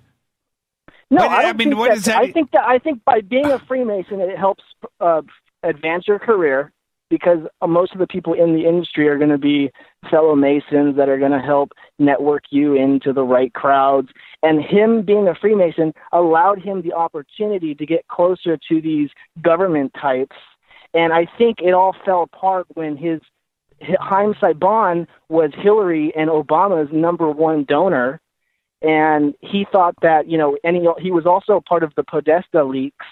He was emailing Podesta during the Obama administration about this stuff. Right. So I think they thought once we get in, it's going to be even a bigger deal because Tom will be connected directly to the government. Well, that kind of fell through because now he really doesn't have a direct connection to the government, but he's got these groups of guys that were formerly Pentagon, Department of Defense. But what about the missing $21 trillion? Why doesn't he bring that up? He's so conspiracy theorist. No, listen. Doesn't the timing? Hold on. Let me answer that for you. Okay, just I need you to listen to what I'm about to say. Okay, I want you to sleep well tonight. Okay, listen to what I'm about to say.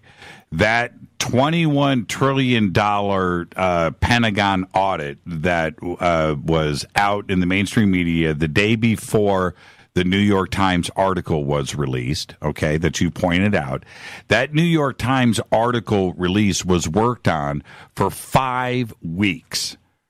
The New York Times vetted and went through all the sources of all of that information. They didn't just Saturday morning go and release that article because of what happened the day before with the Pentagon. This was planned way in advance, and it almost came out the day before the Pentagon release.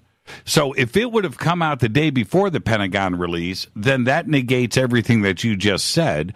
But everybody out there would then spin that around. Oh, disclosure happened the day before the Pentagon release. Aha, there's something here. You can't have it both ways. I'm here to tell you that Politico, the New York Times, Fox, and everybody else that covered this story vetted and worked on this through all means of news directors, editors, lawyers, attorneys, sources, vetting the information before they released the story. Had nothing to do with the Pentagon. Now, do I find the timing of it interesting and suspect? Sure. Is it fun to talk about? Absolutely. Can we speculate things? Sure, and we should. But it wasn't released because of the Pentagon's audit. It was already scheduled for release. And if you remember, let's back up here. If you remember, leading up to the New York Times story, Tom himself had tweeted, okay, it's going to be another day. Big news coming. Okay, it's not today. It's going to be tomorrow. Big news coming. And that happened 3 or 4 days in a row leading up to before the Pentagon audit story that was released on that Friday. Now, I'm not defending Tom. What I want you to understand here is that everything was already in place. Okay, and so you need to just relax a little bit. Relax. Just because of, and I could be way wrong. I could be so wrong on this, and I'll be the first to admit it if I am. But just because a guitar player thinks a Freemason sticker looks cool on his guitar doesn't make him some grand Zionist tool of the Illuminati and the New World Order. Okay, it's just a friggin' sticker on a guitar. There are pictures of him wearing the Masonic garb, and Good he is for a him. Freemason for sure. Sure. Okay, what? I don't necessarily think it's bad. I think it's a brotherhood of business connections and things like that. Do you know anybody? Anybody in your family a Freemason? Not that I'm aware of. Okay. But I have talked with people that, hey, let's ask your dad about the Freemasons, and they always say the same thing. I can't tell you anything unless you join. Yeah, so pretty much the answer I get. So what? There's all kinds. Well, that's fine. But my mind, which tries to connect dots, and I see Tom being the front man for this project, and I'm going, and I grew up listening to Blink, and and I'm not necessarily, I don't think he's necessarily a bad guy, but to see these pieces kind of coming together, and I'm like, why does a guy like Tom really get the connections to these Department of Defense types? What do they see in him that they feel like, wow, this is valuable for us? First of all the knowledge that they have is taxpayer-funded knowledge. If the Department of Defense created this ship, and they have knowledge of it, well, that was taxpayer funded. So really, they should be releasing the stuff for free. Why? And without needing some kind of funding. Why? Let me ask you, what was your name again? Isaac. Isaac. Let me ask you a question, Isaac. And this phone call was so important to me that I just blew through a network break. So I'm letting the network know I'm going to take a break here in about 60 seconds. But Isaac, working for free, let me ask you this. Do you have a job? Yes. Okay, so you've got a job. Do you pay rent? Yes. Do you have a car payment? Yes. You have a car payment. Health insurance? Do you electric bill? Did you buy food today? Yes. Okay. Now, this is what I want you to do. For the next year, every week, when you get your paycheck from your boss, you hand it back to him. Just give it to him. Okay. That's all you got to do. Just give it to him and go, I'm working for free. I'm working for free. And see how long that lasts you. Why should Tom DeLonge work for free? I feel I'm asking you a question. Well, why should you work for free? Why should you work for free? You shouldn't, right? Tom, I'm trying to make a point here. You are saying Tom doesn't have the right. Listen, Isaac. You're saying that Tom DeLonge does not have the right to make money, and that is wrong. If he wants to start a company and distribute alien technology and license it to the world, and he can pull that off, that's his right. And Isaac, let me tell you something, my friend, and all your points are well taken. But if you were in the same position, you would do it too. You would not give your life away for free. You would starve to death. And trust me, living on the streets instead of in your home that you're paying rent for right now sucks. So that's it. You wouldn't work for free. Tom doesn't have to work for free. Anybody in ufology, this is one of the things that upsets me a lot, is when somebody says, hey, man, he's writing a book and charging for it. So what? What does that even mean? I bought his book. I bought the Poet Anderson. I don't necessarily think everything he's doing is, he has a creative mind. I stream his music. He gets paid from the streams of the music and all this. But why can't he get his buddy Haim, one of the richest men that, in the world, I believe, to at least maybe front a little bit of money? Or why can't he front some himself rather than asking for his little teenage fans to try to come up with the funding to create this UFO that they want to create? Man. What, and who do they think is flying this UFO? Is it reptilians flying the UFO, or who is it? What else do they know? Or do they just have that video that they're... I mean, I don't really understand what their whole... Who do they think's flying the UFO? I've always wondered that. Well, we'll find out, won't we? And in the meantime, Isaac, keep listening to this show. Keep gathering your information. The answers will come to you. I can assure you it's not I love Coast to Coast when you're hosting, so I just want to let you know that. Thanks for answering my call. Absolutely, Isaac. Be safe out there, my friend. All right, you too. And I blew right through a commercial break. I have never done that, but I will never cut anybody off on this show either. I just won't do it. Ain't going to happen. It's not going to happen tonight. Not going to happen tomorrow. It's Fadernight. Open lines, 323-825-5045 or 323-275-9695. I'm your host, Jimmy Church. I'll be right back. Hi, everybody. This is Rob Halford, the Metal Guard on JimmyChurchRadio.com. This is KGRA Digital Broadcasting Station. Salt Lake City, Utah. Van Buren, Arkansas.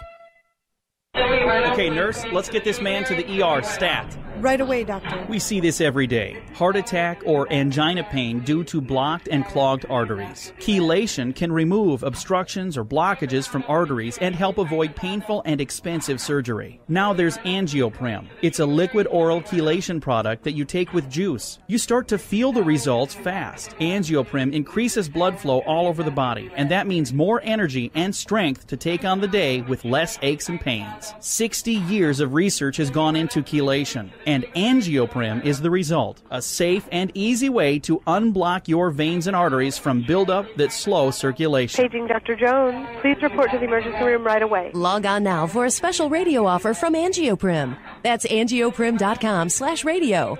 ANGIOPRIM. Angioprim.com/radio or call 877-882-7221. That's 877-882-7221. So, you love talk radio? Then you'll love TalkStreamLive.com. TalkStream Live is always on, 24/7 with the best streaming talk shows. Find your favorite talkers and discover some new ones. It's free, readily available online or on the smartphone or tablet. Finding your favorite talk shows all in one place has gotten a whole lot easier. Just go to TalkStreamLive.com. Be sure to download the free apps from Google Play or the iTunes App Store. Your contact for current news and trending topics. KGRARadio.com. Hello, Fadernauts. This is Jimmy Church, and I'm introducing New Pharma, a company whose products are based on science. Human function based on the endocannabinoid system, or ECS. New Pharma firmly believes in this science, and their research indicates that support of the ECS provides the beneficial effects for a healthy lifestyle. New Pharma's science includes relief capsules for pain relief, sleep capsules, which are natural support for occasional sleeplessness. Foundation is support for your ECS, and Fit capsules support your active lifestyle. Just click on the banner at jimmychurchradio.com and use the promo code F2B for a 33% discount on all of their products. Or visit newpharma.com for all of the knowledge on the science. That's GNUpharma.com. Go Beckley Tappy. Did you know that when you're on the road with limited data or Wi-Fi available, you can still listen to every minute of Fade to Black by just calling 605-562-4482. No smartphone, app, or internet needed. It saves your data plan and no extra cost if you have unlimited minutes. Just call 605-562-4482. You can listen to me, Jimmy Church, on any phone, anytime, anywhere. Go Beckley Tappy.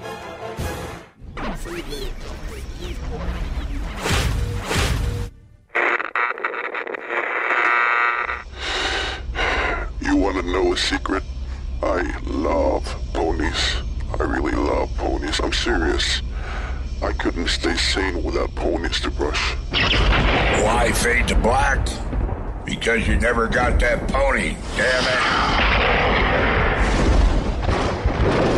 it. This is Fade to Black with Jimmy Church on the Game Changer Radio Network and KGRA, the Global Radio Alliance.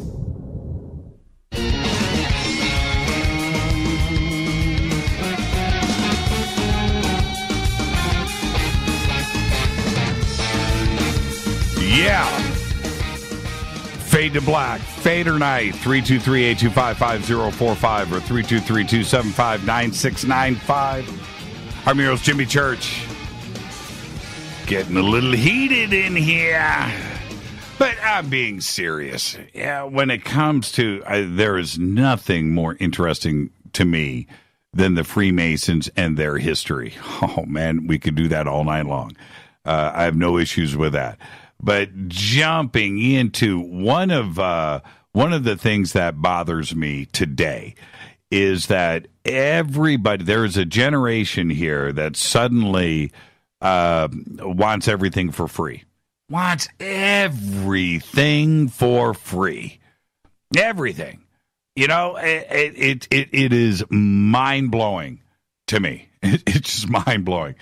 I'll bring it up, man. Do you have a job? Yeah, I do. Okay, then. Well, work for free and get back to me. Get back to me. Let me know how that works out for you. Let's go. Let's go to 825. Let's go to that line. Hi, you're live on Fade to Black. Who's calling? You're live. 3, 2, 1. Okay. All right. Let's go to the other line. Hi, you're live on Fade to Black. Who's calling? Hey, Jimmy, it's Kyle calling again. How you doing? It's who calling again? Kyle. How are you? Yeah, I called and talked about Tom for a moment. I'm good. How are you doing? I'm doing good, man. It's Thursday night. It's Fadernight. Good. Heck yeah. No, I just heard the conversation with Isaac, and I was going to say that I was a DeMolay boy growing up, and so I know a lot about Masons. Never joined because I had different religious beliefs different beliefs on God, I should say, more accurately. And out of respect, I never joined. But what Tom was wearing in that picture was a third-degree photo. I mean, he did earn a third degree. However, working with Peter Levenda over the years, I'd be more inclined to think that he was a former member than an active member. And chances are, if you call, he's not going to say anything about it.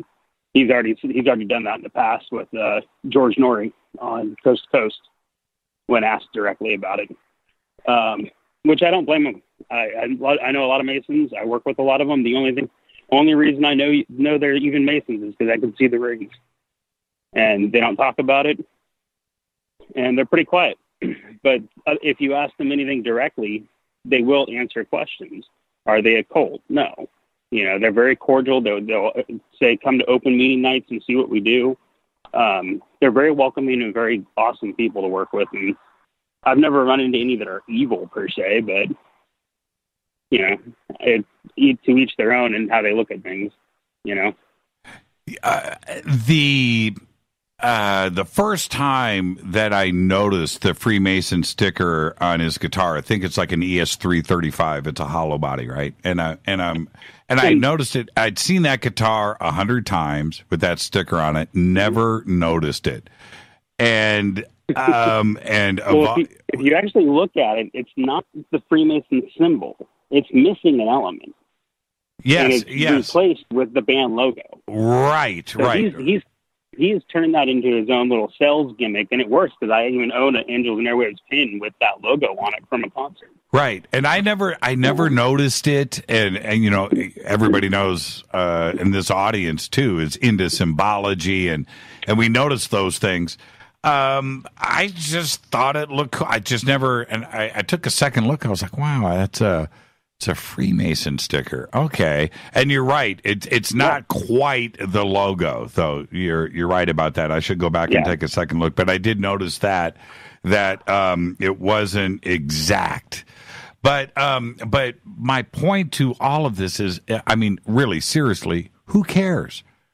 I mean, honestly, exactly. Now with the Freemasons, do they have, are they in possession of the Holy Grail? Are they in possession of secret knowledge? Is there things that came through the Knights Templar when they were merged? You have the whole Rosicrucian aspect of it. When they came over here to the United States and the Founding Fathers and their influence across this country, they were virtually run out of business and made illegal at one point here in the United States. And so that branched off into other secret things, right? And especially back then. Calling them the Midwest Masons. Yeah, that's right.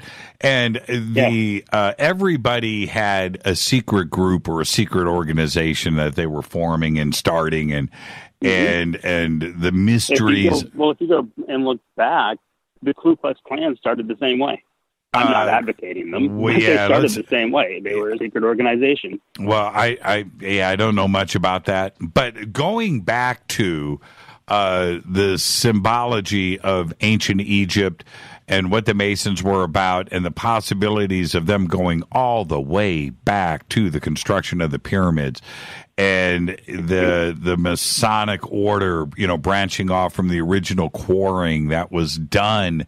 If you think about that, that's how old the possibilities are for Freemasons. Totally fascinating with me. Is there anything? There was a time period. Sorry, didn't mean to cut you off there. There was a time period when they could walk freely through war zones because they were the only people that could build the archway in the castle.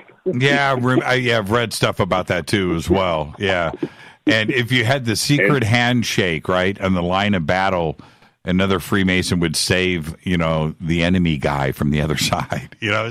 So a secret handshake or an apron, right? A family member, right? Give you a pass. Right. Yeah. I've read, and I got to say that's pretty cool. But is there influence today with Freemasons and Tom DeLonge? And I've got to say, before we start going and reaching to a global Zionist, Illuminati, cabal thing going on with Tom, fun to talk about, fun to speculate, but I think we're really starting to reach. But wouldn't it be funny what if I was just wrong? What if I was wrong? What if I was wrong? Well, and it came out, Tom DeLonge was, a card-carrying member of the Illuminati, and this went all the way back to the ancient countries in the Middle East, and that's really what's going. Wow. Well, that would make for some good radio. I would say to anybody on that one, go listen to the Mark, Tom, and Travis Show album after the concert ends.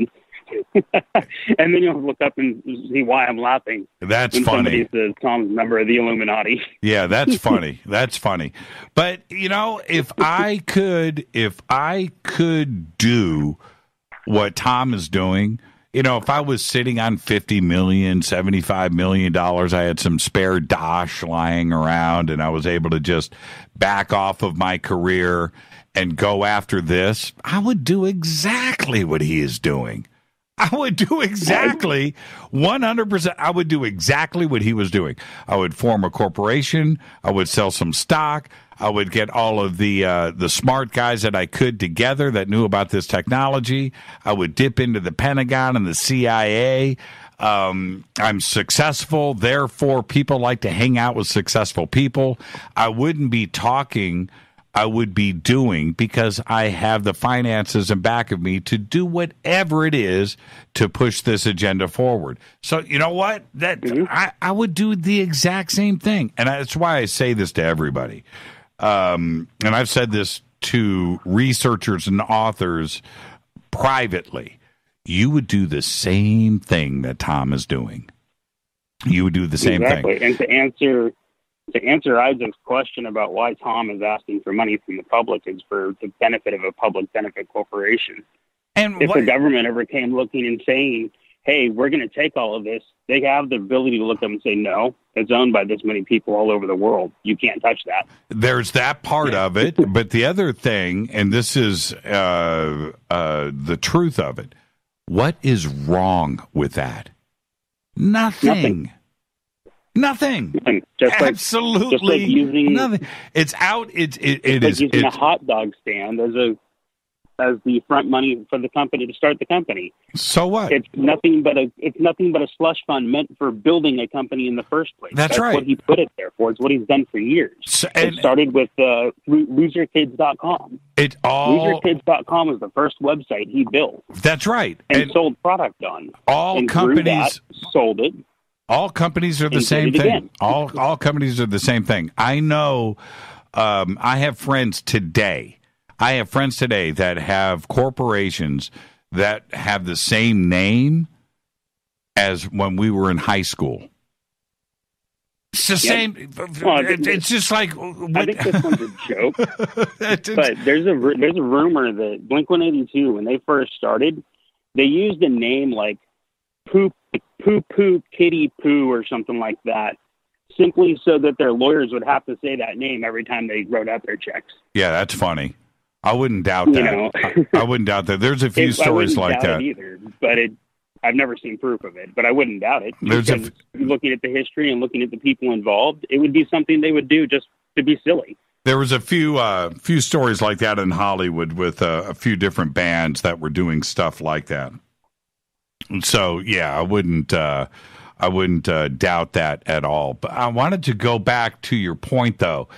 When we are dealing with things like Tom and his efforts, it also reminds me of what Gaia is doing with the Nazca mummies.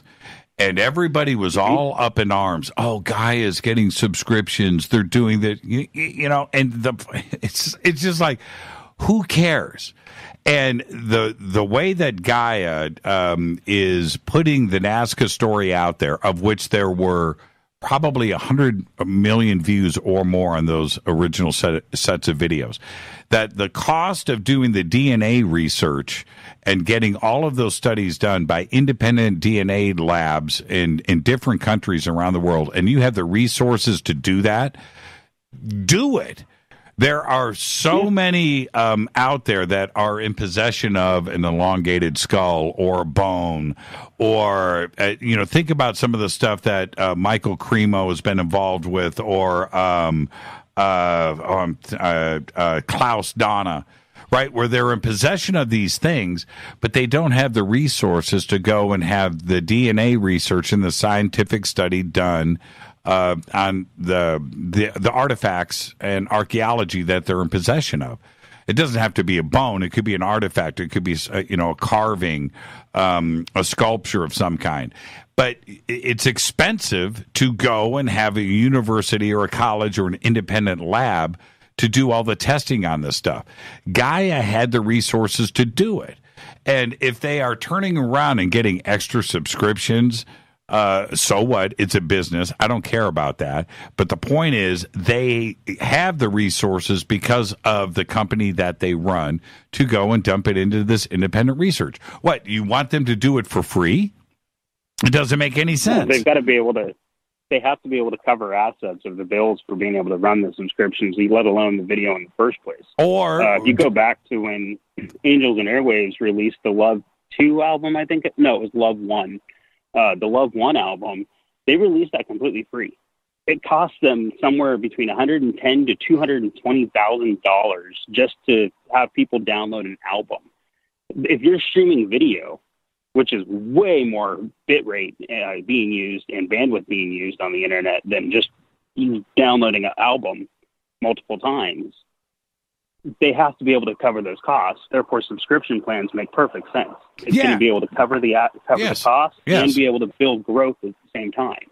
And the flip side, if you flip all of that over and go a little bit backwards here, that's like saying, why are the DNA labs charging for this? This is the history of the universe changing, man. It's alien technology. It's E.T. was here. They should be doing all of the DNA research for free. It's stop that. I'm just stop that discussion. It's not the world that we live in.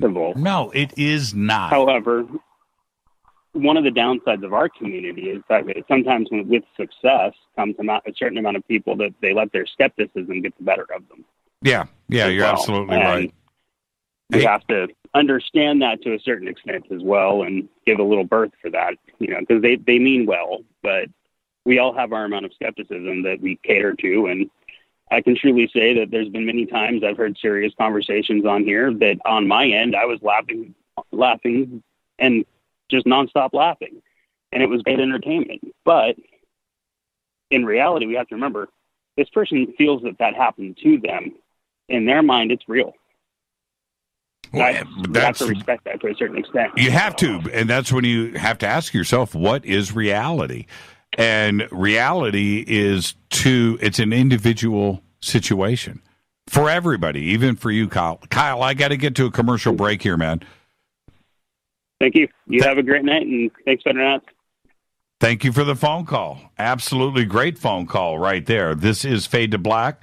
It's Thursday night. It is Fadernight. I'm your host, Jimmy Church, and I'll be getting to more of your phone calls right after this short break. If you are on hold, stay right there. I'll get to everybody. This is Fade to Black, Fadernight. I'm your host, Jimmy Church. 323-825-5045 or 323-275-9695. More of your phone calls next.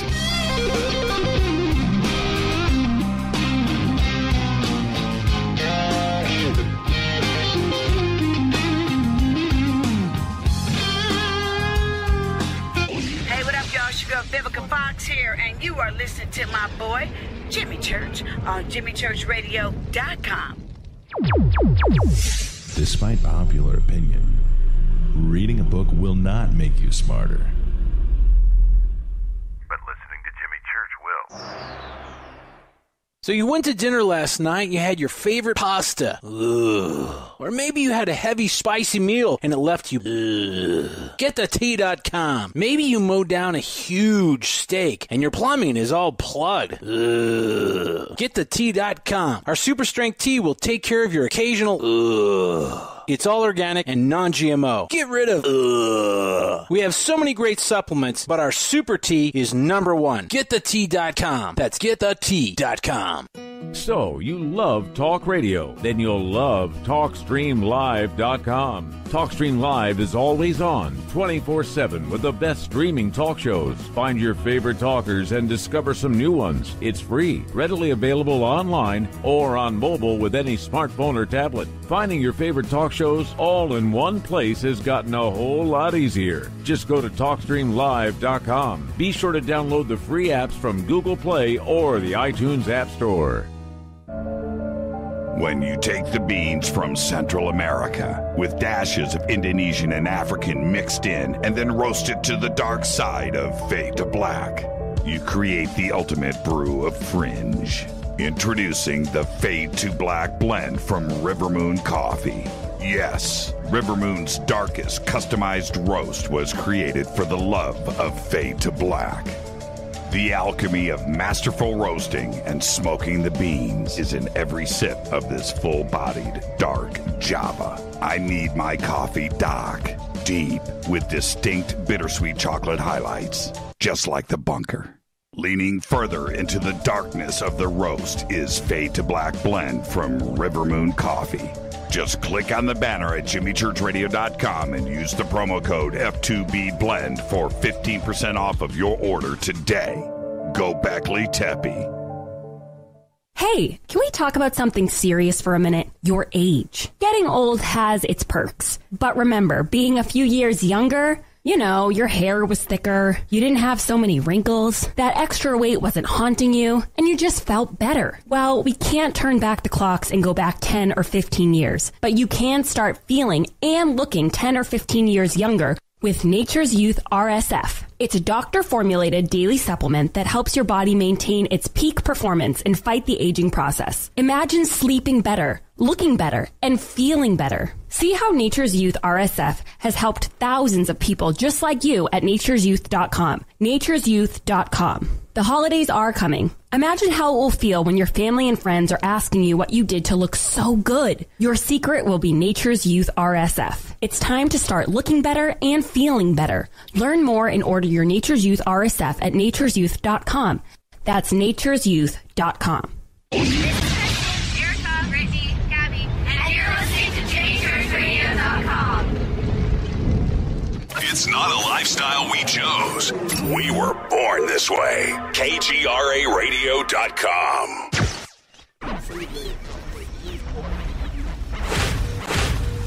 This is KJCR at JimmyChurchRadio.com.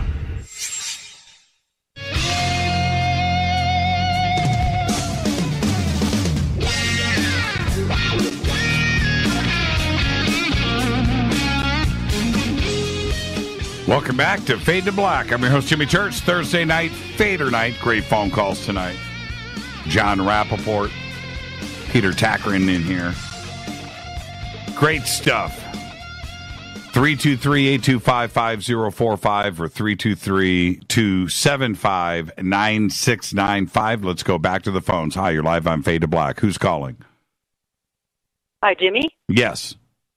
This is Amy in Minneapolis. Hey, Amy in Minneapolis. How are you? It's 7 below. 7 below. I'm not going to tell you what the temperature is here then. We'll let that part go. It's a good night to listen to Fade to Black.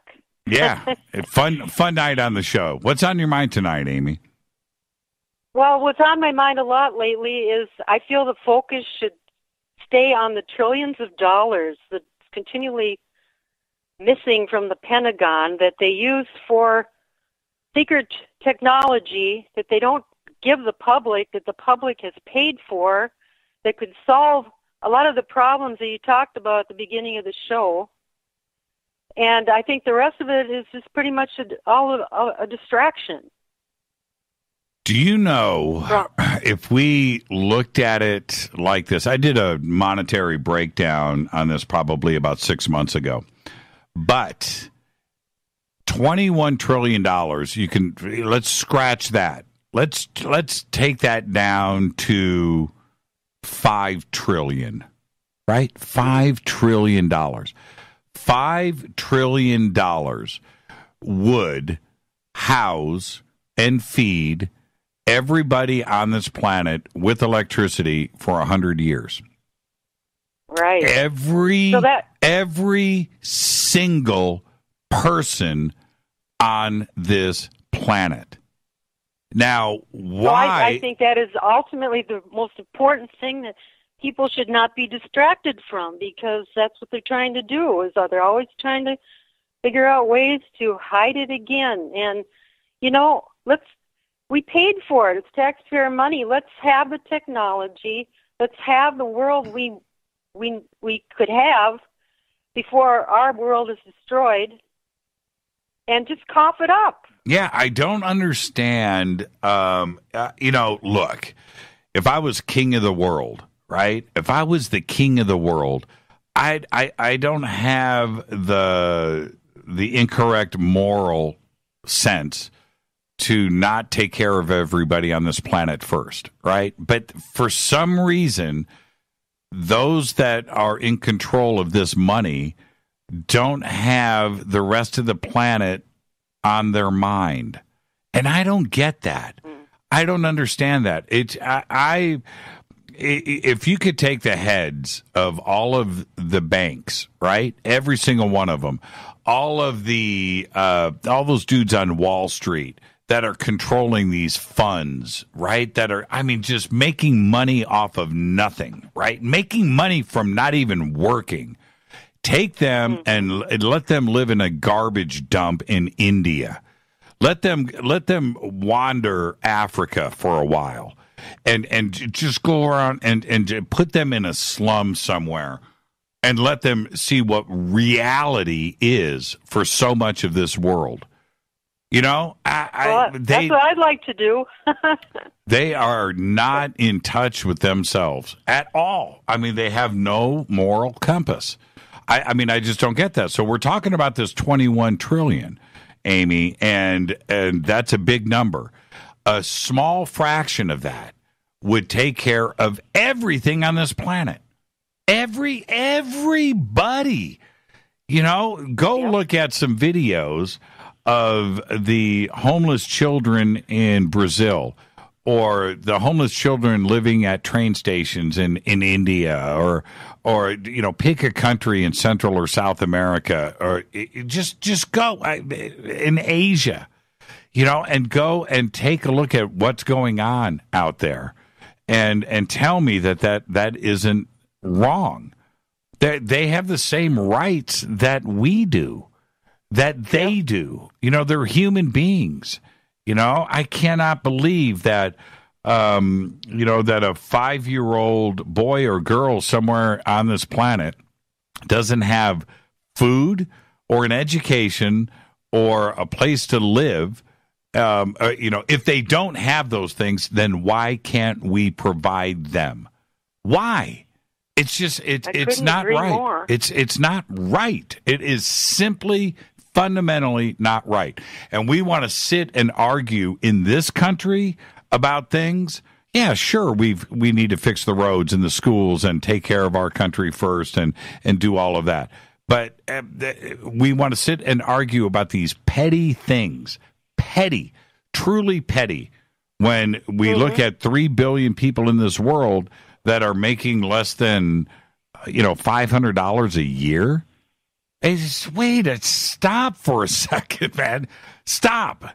That is just crazy talk. It's absolute crazy talk. And, is there anything I can do about it? No. I can certainly make it, aware to everybody, and I can talk about it as loud as I can. Can I make a difference? No. Bill Gates, can he make a difference? Sure. Could Trump make a difference? Sure. Any head of state around the world could step forward and make a difference. When we look at today, we look at Bitcoin, and that is made its money out of nothing. It's literally, when they say it's a virtual currency, it's not even real. And people are making money off of this from something that isn't even real. Those hedge fund guys, the guys that are making money off of options and options and options, off of original trades in Wall Street, off of a computer, that are sitting in these huge homes in Long Island, in Connecticut, these monstrosity mansions, and they don't have the courage to go, you know what? I could spend $1 million a day for the rest of my life. $1 million a day. Spend it. Just spend it, and still have another $5 billion left over. Why don't I take that $5 billion and go and take care of something around the world? And that upper crust, the upper 1/10% that has now got the most craziest tax breaks ever, right? And so now they're profiting even more, and of your money. Right, of my money. Why? What do you need all of that for? What do you need all of that money for? For what? For what? Have you ever thought about this, Amy? And thank you for the phone call. If you had the ability to go and shop and spend $1 million a day, how much could you buy? When would you get bored? I mean, seriously. I mean, how many watches can you own? How many pairs of shoes can you own? How many cars can you have? How many homes can you own? How many dresses? Where are you going to go shop? You're going to run out of stores. You're going to run out of things. You're going to get bored. I'm being serious about it. What do you need all of that money for? I don't know. I just want to thank you. I want to thank you for saying all that, and I just wish it could be played every day around the world. Yeah. What you just said. Yeah, I'm with you on that, Amy. But you know what? It's going to be a great 2018, and I think more and more people are waking up, and But you know what? If I had $1,000 a day, I would have fun with that. Amy, you have a good night, okay? Behave and be well. Thank you. Thank you. Bye. Great phone call right there. Hi, you're live on Fade to Black. Who's calling? Hey, Jimmy, this is Tom in Dayton, Ohio. Tom in Dayton, Ohio. How are you? Yeah, pretty good. Hey, I got a comment and then a question for you. Sure. So the comment is on the caller Isaac that called in earlier. And you and I, man, were like so simpatico. He was talking about the problem with Tom DeLonge trying to make money, and you did your best to explain it. But if everybody could do what they love, and you can tell that Tom's got a serious passion about UFO investigation, and if he can make money doing it and provide a service to the world, go for it, man. That's what we all should strive for. Do what we love and get paid to do it, right? Sure. So that was my comment, but here's my question. So the last time I called, which was Lisa Gar's show not too long ago, I asked you, and it must have been a pretty good question because you asked the Fadernauts out here the same question the following day, but I asked you, what would it take for this disclosure stuff to get into the popular consciousness or the mass consciousness? And you laid out you Independence Day scenarioed me, right, which Yeah, definitely. That would do it. But my question is about something that has been going on. I watched the series, and I don't want to say the website name for you, but the one with David Wilcock and Corey Goode, Cosmic Disclosure. And months ago, Corey Goode was on there, and he said, look, the Alliance has agreed to do a soft or slow disclosure, which is the drip, drip, drip. And that's going to be coming. And they said this, like I said, months ago on that series. You can go back and you can watch it. So my question is this alliance that is supposed to want to get some of this information out to us, and I don't know how privy you are to this kind of thing, but you have a lot more contacts than most of us do. But this alliance is supposed to be on our side, right? They're supposed to be trying to get this information out. And I recall a thing with Werner von Braun, who laid out the future scenario. So first we're the deep state, or whatever you want to call it, is going to have a problem with these third world countries, and then it's going to be terrorists, and then the final quiver in their arrow is the alien invasion scenario.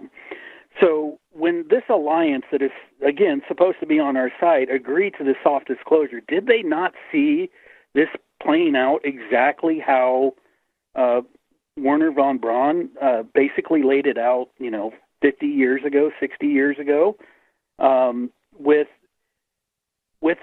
not being able to get, if you drip it out, it gives the opportunity for the other side, or you can call it cabal or the evil people or the deep state, whoever. It gives them the opportunity to spin it into this scenario where, yes, there are aliens, and yes, they're out to get us, and we've been trying to, defend us, and you need to get on our side. It gives them that opportunity, whereas if they would have just did a hard, fast truth disclosure, we would have got this amazing wake-up. And this is tying back into the question that I asked you last time. If you woke everybody up at the same time, and they got all this information, all the technologies, everything that is suppressed, all at once, that would shifted the mass consciousness, and we would have all woken up at the same time. But with this slow drip, it provides that opportunity. And I just like your thoughts on that. Do you? I mean, like I said earlier, I feel like you and I are on the same page on a lot of stuff. How do you see it? And were you aware of this stuff, like from David Wilcock and Corey Goode, about they called this months ago? Yeah, I've had. Let me jump in. Sure. I've had both David and Corey on this program discussing this. So there's that part. So yes, am I aware of it? Of course I am, and so is the audience. But there's that side. Let me go over to the von Braun question, though. I have looked into the historical record the best that I can to find him saying those words, either in writing or on camera or in audio, and I have not found it. Okay. So I think that those words from von Braun came from a third party, in that they are repeating what they said that he said. Okay, so did von Braun actually say these words in the public record? I haven't been able to find evidence of that, because I think that is an extraordinary quote. It's a big one, and it's one that's been talked about in our circles for quite a long time. But I haven't been able to find any source of that. I would love for this audience, we've never talked about this before in the show, if this audience can provide me where he has written this, an audio recording or something with him on visual saying those words, then we have something to build on there, and I can comment further.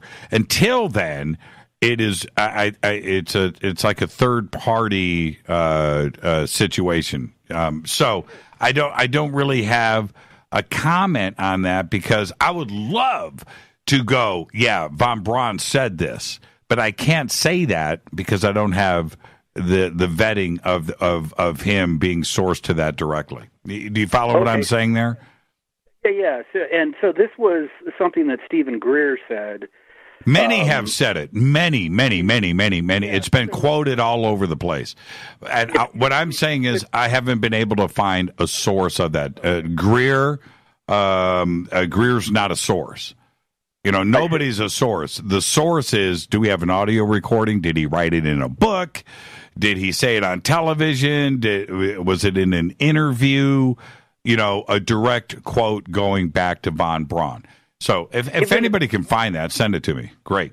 Even if it wasn't him, isn't it just an amazing prediction if it was said, again, at the time frame in the 60s, if it was said at that time, even if it wasn't said by him and attributed to him, it still is an amazing prediction, and it's still something to think about, right? It's always something to think about. Sure. So I'm just wondering, with that idea, or at least that thought out there in the consciousness, do you see that opportunity for, let's say, the evil guys to flip this around on us and play that scenario out? I mean, it seems more likely to happen with a small disclosure than it would have if, we did have an Independence Day type of scenario. Right. I see where you're going with this, and that would truly, if it plays out in that direction, that's about as dark as it could go. And that is a really, really dark agenda. Is it possible? Absolutely, it's possible. Is that what I think is going on? No, I don't. I don't think that is what's going on. I think that there's stuff out there that, this is my take, I think that they are preparing us for the big news. That's what I think. I just feel like they're preparing us for the big news. E.T. has been here for millions of years. We have made contact. We continue to make contact. This is what's going on. And when that big news finally starts to come out like that, we will have had all of this other stuff to warm us up for it, because it's going to be a big bomb drop. Right. And so you need to acclimate the masses to this. They already I think the whole world knows that we're not alone in the universe. I don't think that's hard for anybody to accept. I think that they all agree with that. Okay. Now, the fact that we've been making contact and they've been here, and there's crash retrievals and crash disk, and it goes all the way back millions of years, and we have proof. That is going to be a lot for everybody to digest. So if they continue to do what they're doing, which makes perfect sense to me, and they do it in this fashion, then it's like an underhanded pitch in softball, right? That's easier to hit, right, than a fast pitch. And I don't think they're going to fast pitches. So there you go. Thank you for the phone call, man. It's at the end of the show. And just thank you so much. Bye-bye. Yeah, bye-bye. All right, I got time for one more call. Hi, you're live on Fade to Black. Who's calling? Hi, Jimmy. It's Ryan from Arizona. Hey, Ryan from Arizona. How are you? I'm doing great, man. For Fadernight, great night. It's always a great night on Thursdays. Always. Well, you're my last call of the night. What's on your mind tonight, Ryan?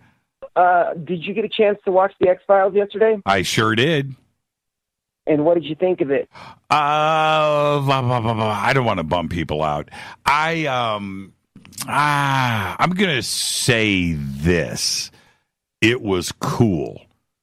Okay? It was cool. It was a lot of stuff to digest all at once. And for those that haven't seen it yet, I don't want to do any spoilers here. But it seems to me that the timing couldn't be better for everything else that's going on right now. I thought that part was pretty interesting, didn't you? Yes, I agree 100%. Yep, all the politics and the way that they laid that out in the first couple of minutes in the show. I don't want to give it away, but that was pretty interesting. There were a lot of comments throughout the show that were obviously added into that script very, very recently, right? I mean, it was like, how did they know that? Well, so that was pretty fun.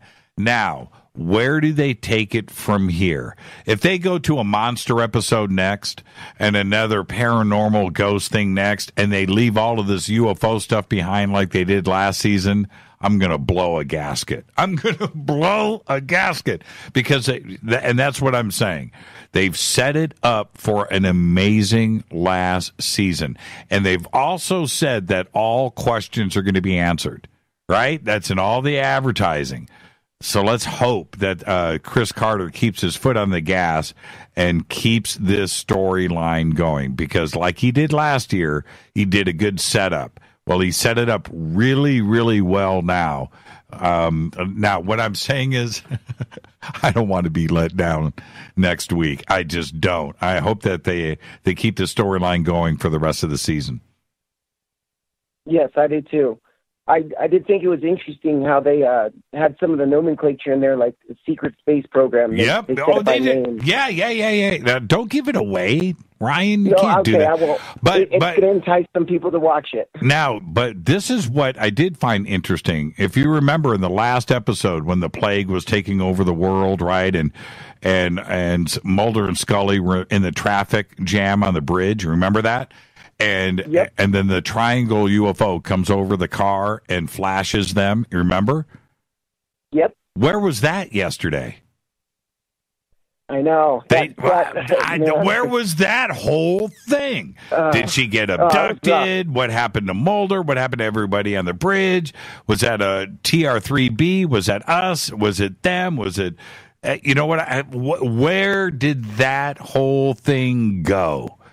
And I thought I think they're coming back to it. I thought that's where I was all excited for the show yesterday, because I didn't know what to expect, right? But I really thought that it was going to pick up on the bridge, and we were going to see, we're going to see the two of them get sucked up in some plasma ray, but none of that happened. The same thing. Yeah. So that, again, that's my frustration with Chris Carter, though. So hopefully we'll find out about that. And if we go back to last season, remember the Black Triangle in the warehouse, right, with all of the deep state surrounding it and the technology? Remember that? Yep. It stopped and started in that warehouse or in that barn or wherever they were, and so was that the same craft that was over them in the bridge, right? Okay. Yeah. So, we got to tie all of this together. Hey, Ryan, be safe and be well, my friend, and have a great weekend. And what night is X-Files? So X-Files is on Wednesdays now? Wednesday. Yeah, Wednesday. It's on Wednesday. So I guess next Thursday on Fadernight, we'll be doing X-Files all night. All right, Jimmy. Thank you, man. I just wanted to say real quick that every day I listen to your show and I get my daily dose of gratitude from it, and it's really made my life better. So thank you, man. Yeah, thank you, Ryan. You've made our life better, and never forget that. Awesome. Have a good night. You too. Great phone call right there, and a great way to end the show. What a fantastic show tonight. And I've got to thank, of course, Jon Rappoport for coming in, bringing it big, and raising the right questions. Peter Taggren. Okay, just what a conversation. And go check out Hypocrisy. Check out Pain. Go and watch the video, End of Disclosure, all of Roswell 47, all of the stuff that Hypocrisy has done. But the band Pain and the video Shut Your Mouth that we were talking about tonight on the show, it's just so well done. It's so cinematic. And Peter has got a very laser focus on not only Disclosure, but our community. And it is so cool to find out how much of a Fadernaut he really is. So with that concludes another week here on Fade to Black. Can you believe it? Another week down. Unbelievable. Just a great week and a great way to start off 2018 here on Fade to Black. Fade to Black's executive producer is Rita Kamarian. Show is produced by Hilton J. Palm, Renee, Dennis, and Bob. Announcers are Steve Harder, Gene Vitoa, Mark D. Kovar, Webmaster Drew the Geek. Music, Doug Aldrich. Intro, Spaceboy, spaceboymusic.com. Fade to Black is produced by KJCR for the Game Changer Network, and syndication is KGRA, The Planet. This broadcast is owned and copyrighted 2017 by Fade to Black and the Game Changer Network. It cannot be rebroadcast, downloaded, copied, or used anywhere in the known universe without written permission from Fade to Black or the Game Changer Network.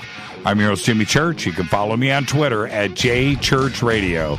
Everybody have a great, safe, fantastic weekend. I'll see you on Monday. Until then, be safe.